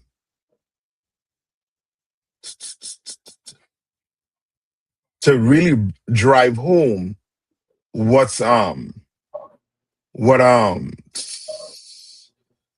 read verse 20 to really drive home what verse 16 is saying. Come on. Verse 20. Nay, but, O man, who art thou that repliest against God? Read on. Shall the thing formed say to him that formed it, why hast thou made me thus? You understand? Like these are questions put to Christians. So the thing, what's the thing that was formed? So like a man? Yes. Say to him that formed it. Right? What is man going to say to God? Read. Why hast thou made me thus? Why you made me thus? Why you made me like this? Why are you saying you hate? You understand? Why are you saying, you know what I mean, you only love one people? Why are you saying this? Read on. Verse 21. Hath not the potter power over the clay? Had not the what? The potter power over the clay? You understand? Meaning what? A potter is somebody that uses what? Clay, right? To make what? Vessels. Read on. Of the same lump to make one vessel unto honor. Meaning he made that one vessel to put what? Flowers in. You understand? To cook in. And now he can make another for what? To what? And another unto dishonor. Meaning something you could defecate in. Or take, you know what I mean? Or take in number one and two in. You understand? Like the potter, he have the power to make two type of vessel. One to honor, one to dishonor. Now read. Now this is going to explain basically, you know what I mean, 16, really. Read. Verse 22. What if God, willing to show his wrath and to make his power known, endured with much long suffering the vessels of wrath fitted to destruction? You understand? No, Salaki. No, 16. Go back up to 11. That's the one. That's what I was looking for. Read verse 11. It's the book of Romans, chapter 9 and verse 11. For the children being not yet born, for the children being not yet born. Because why? What is this getting rid of? What is this? What argument is this destroying when it comes to the Christian? Come on. That God is not. It ain't fair. Like it's got to be a reason that makes yes. sense. Yes, Come like on. they're telling you, like there has to be a reason, Come. right? Now you're giving them the reason, but they're still not. God is forgiving. All right, no sweat. Well, just take care of all of that. The forgiving part, the not fear, and the part that you're gonna bring in and start showing them historically, this man has been evil to Black people, Hispanic and First Nation people, and the Lord hates him for it. You understand what he did to us hundreds of years ago, and what he's doing to us right now? The Lord hates him. You understand? But now you're saying what? He forgiven us what? Well, let's read this. Let's see how forgiving God is. Read.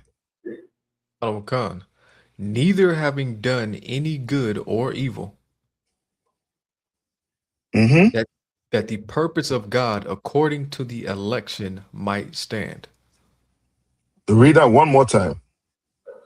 That the purpose of God according to the election might stand. That the purpose of what? Election might what? That the purpose of God according to the election might stand. Good. Meaning what? So, Salakia, does that mean that the purpose of that the Most High had created Israel for that the purpose that He made Israelites for, that we will do what He made us to do? Yes, I'll take that, but I want more. I want it plain. What's Israel's purpose?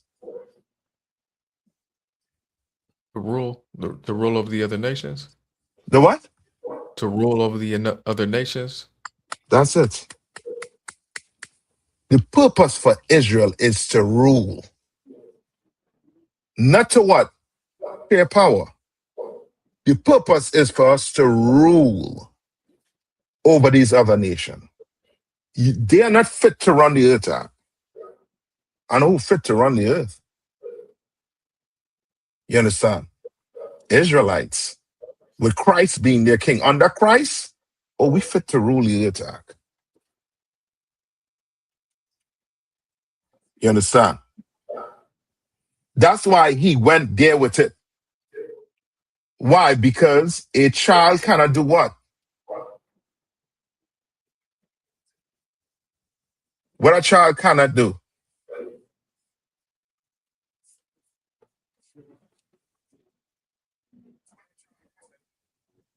Pertaining to the topic, what a child cannot do. Why is he saying, why he had to go to them being children and their purpose?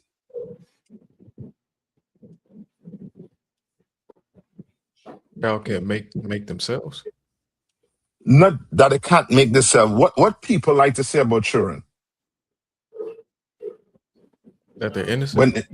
Right, they're saying they're innocent. You're doing it wrong. Right, yeah. You understand? Can a child in a woman belly commit sin? No, wow. No. What do you have? Try smoking a cigarette or something? Yeah, I mean, what the child doing? Drugs? You said child, right? It's a baby. It's a baby. Like, yeah. I mean, baby pulling that blade on another baby inside there. You ought to tell me what's going on up inside there. I mean, I know we're in 2026. And we had them what they call them sonogram. Tell me what's going on inside there. Yeah, baby can't commit a sin. You understand? That part in Psalms where it says what? I was born in sin. That has nothing to do with a child committing sin. That's why he's trying to tell you it has nothing with them what? Committing what? Sin. It's just what? The Lord chose Jacob. He chose Jacob. It was his choice to choose Jacob. You understand? It was his choice. That's why to rule this earth, the battle was always between who? Jacob and Esau. That's it. Like the Persians and them think the they stand a chance. You understand? The Turks think they stand a chance. You understand? And every other nation is happy to see the status of black people. Now the Africans even try to come and capitalize on our downfall. They now try to run to the UN to get reparation for Africa. Not for the black people in the ghetto. They ain't going up in Africa and saying, what? These black Negroes in America, you all deserve to give them housing. They deserve their own land, their own states. They're not doing that. They're asking for what? Reparation for their country. Because they're trying to get in on what the Arabs got in on, what the white man got in on, what the Asians got in on, what every nation got in on, which is to pillage the resources of blacks, Hispanics, and First Nation people. They want to get in on it also too. So the Lord had to come and tell you, I chose who? Jacob. So it had nothing to do with what? Will. It has nothing to do with what? How fast you can run. It has to do with what? Who I have mercy on. And I have mercy on Jacob. That's why, right? That is why a black man could go down on his knees and beg God to forgive him. You understand? And to take care of him.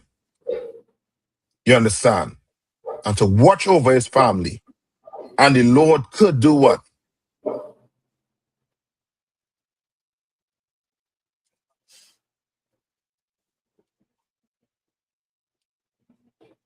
And the Lord could do what? Forgive him, sir. Family problem? Yeah, no, forgive him and protect his family. But a white man goes down on his knees and pray to God until his knees bleed.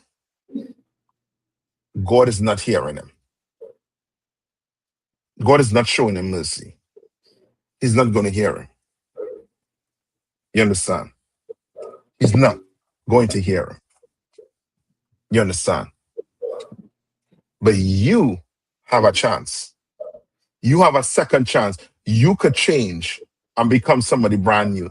The oppressor, there's no changing. There's no what? Reforming him. None. But you could get reformed, black man. You understand? You can leave them streets, Durham, Fayetteville, and come up in this class that these brothers having under Commander General YAHANNA and these generals. You understand? And do what? And change. Everybody could clearly see, we could clearly see what the church been doing has not been what? Has not been working. All the money, all the resources this church have. And what is it doing for black people? Where's the church to go help Carmelo? Where was the church? All the resources there. You tell me you have all them powerhouse like Benjamin Crump, T.D. Jakes, all of them, and they couldn't help this brother? Boy. In bad shape. You understand? Right? Any more on that? We good there, right? So we good on that. So the Lord, he's the one that chooses. Even when it comes down to his people too. Like your uncle and aunts, they speak English just as fluent as you, just as good as you. They know how to look up definitions. They know what context mean. They know all these things. But yet and still they're not sitting down here. Is what's one reason? The Lord just ain't had mercy on them to open their eyes. As yet. But he could. It could depend on how me and you lay hold of this truth, it could save your family. You understand? We good on that? Oh man, look at the time. Look at the time. Come on, man. Okay. All right, let me play this one thing here for you, all right? I still had to get into my topic. I'm gonna save my topic for next week.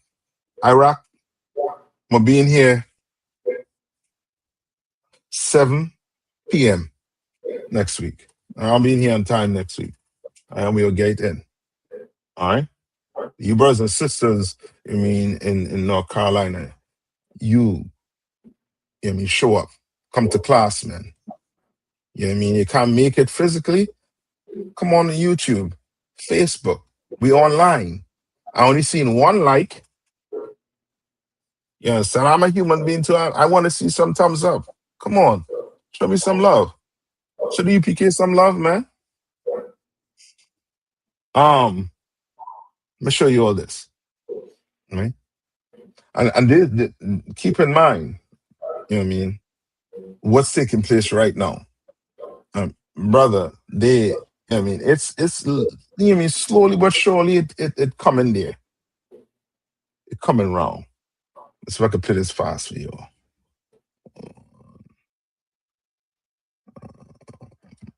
Share screen. Oh, no. Oh. Yep. You can see the screen, right? You can see it? Okay. It literally. You can hear it too? Okay. Okay. The foreign agent is Israel Minister of Foreign Affairs. And so I keep stepping up. So what are those documents? So you're basically saying in order to understand. Hold on, wait. Is it?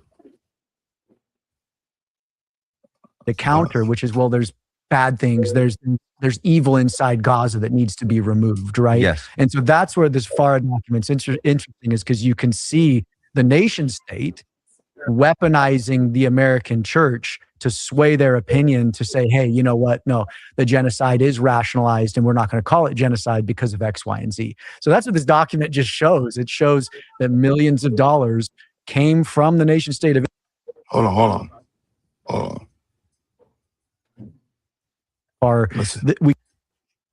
Sorry, hold on. Filing directly with the state sounds easy until.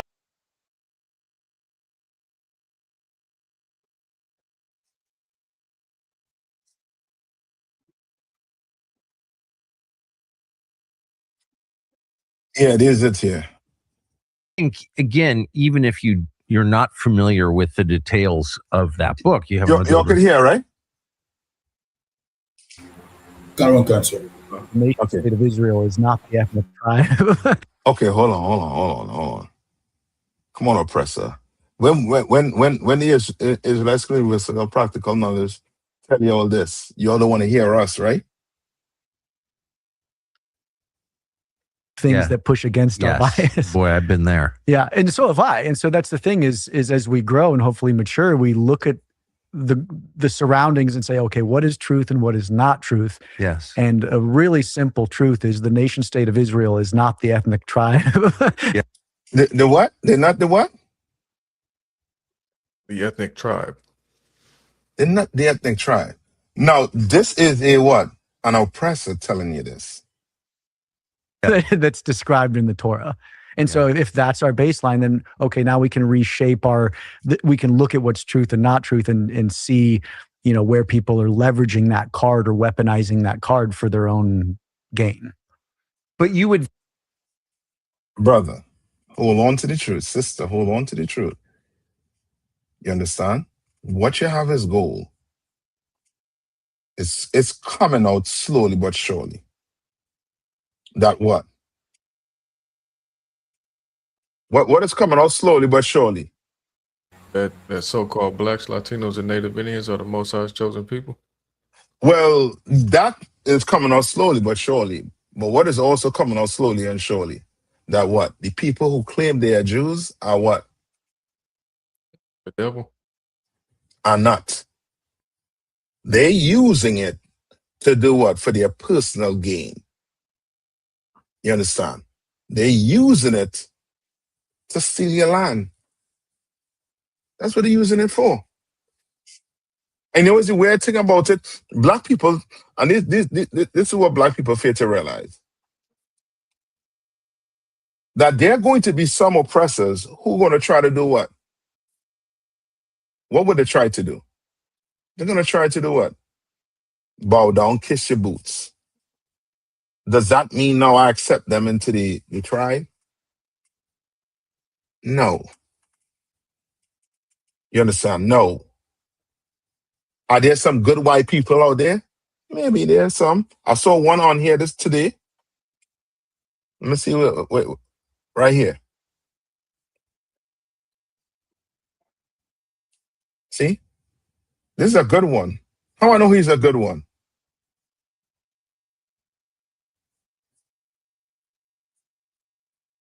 Akim? Come on. Because he accepts him as the devil. You know what I mean? That's it. Yeah, I'll take that. You understand? So there are some out there, but that don't mean I'm going to bring him in and say, come and sit down and have, tea with us. Come and break bread with us. No. No. But you could donate. You want to help? Continue to empty your bank accounts into the Israelite school with such a practical knowledge. Send us your resources. We give you all resources for what? 400 years? You understand? Just return the favor. But you will never be counted as one of the 12 tribes. And it's coming out bit by bit that they are what? They're not the Jews. You understand? And they only use it to do what? For their gain. I forget the word the oppressor used here. But they use the fact that they consider themselves Israelites just to what? Get the land? And for whatever evil genocide they want to commit. Understand? Somebody else had a quick question. Let me see.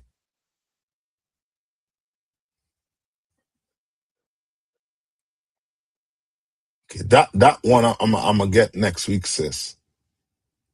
Right? I could tell you what, in short, what did it for me. It was to see the example, Commander YAHANNA and the generals, how they dealt with each other. Brotherhood. That's what, brought me in here. You understand? I saw how they dealt with each other and I was like, hold up now.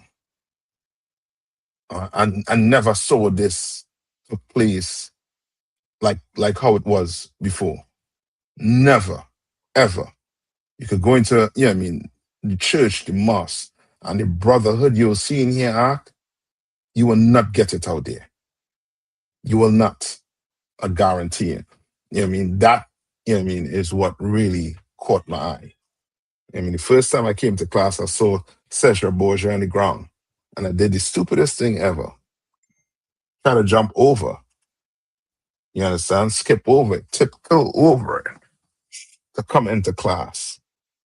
Say, yo, what is my homeboy bringing me into? And I never left class after that.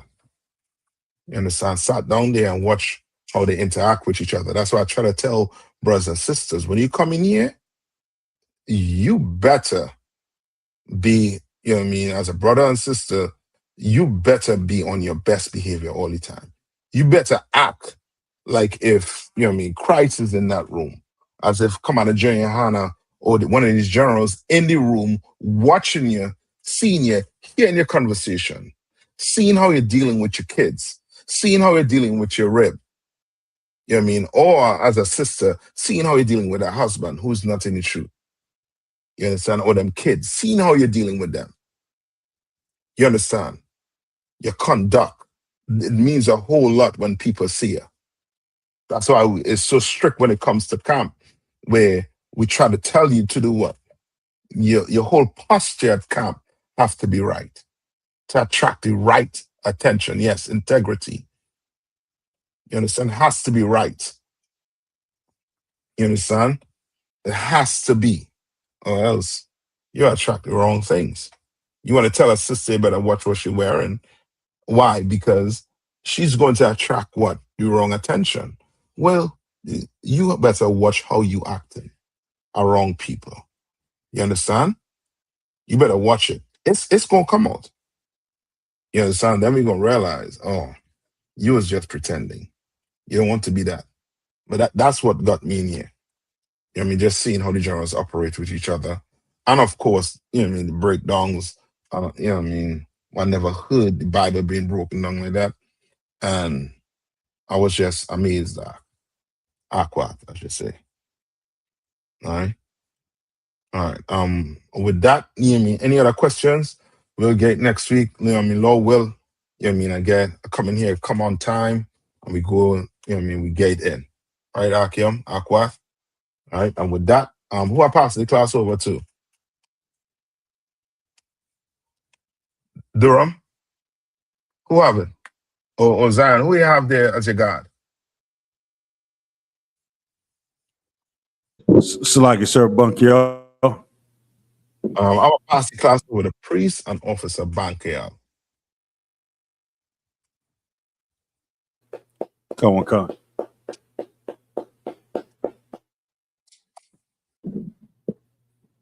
Men of Israel, I.S.U.P.K. I'm going to render one case salute. Captain 13,000. Nayathaq. Men of Israel, Shabbat. I.S.U.P.K. Barak. Yahweh Shemiah Shabrak. Yahweh Shemiah Shabrak thumb. Yadabata.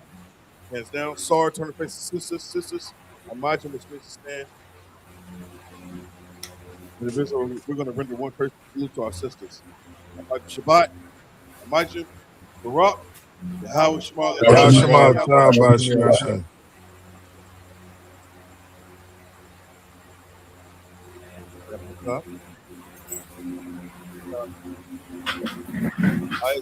Security announcements. We are the I.S.U.P.K. started out at 125th Street, Harlem, New York. Rule for new brother and sister. When a new brother or sister comes to the school, they are off limits for 6 months. They are to be saluted only. They are here to shed themselves of the world. If they need transportation, the teacher will arrange it. After 6 months, if a brother or sister has an interest in a particular person, he or she must get permission from the head to speak to a brother or sister. There's another 6 months in which the brother and sister will court each other. After this 6-month period, the brother and sister will get permission from the head to marry. Tithes, which is a commandment, Book of Numbers, chapter 18, verse 21, Book of Malachi, chapter 3, verses 8 through 10, means 10th in the Hebrew is pronounced ma'ashara. 10% of every penny of any increase the Lord gives you, give to the Treasury Department or teacher. The priest funds a free will offering for priests, not mandatory, whatsoever amount you would like. The upcoming Holy Convocation, we have the memorial blowing of trumpets, first day of the 7th month, which will be Friday, September 11th of this year, according to the book of Leviticus, 23rd chapter, verses 24 through 25. We also have the cookout, right? A Nashville cookout coming up 4th of July weekend, man. Get with your camp leader, set your affairs in order. If anyone wants to be a trooper in the school, start wearing our black boots, shirt, pants, headband, and scarf. And with that, class dismissed.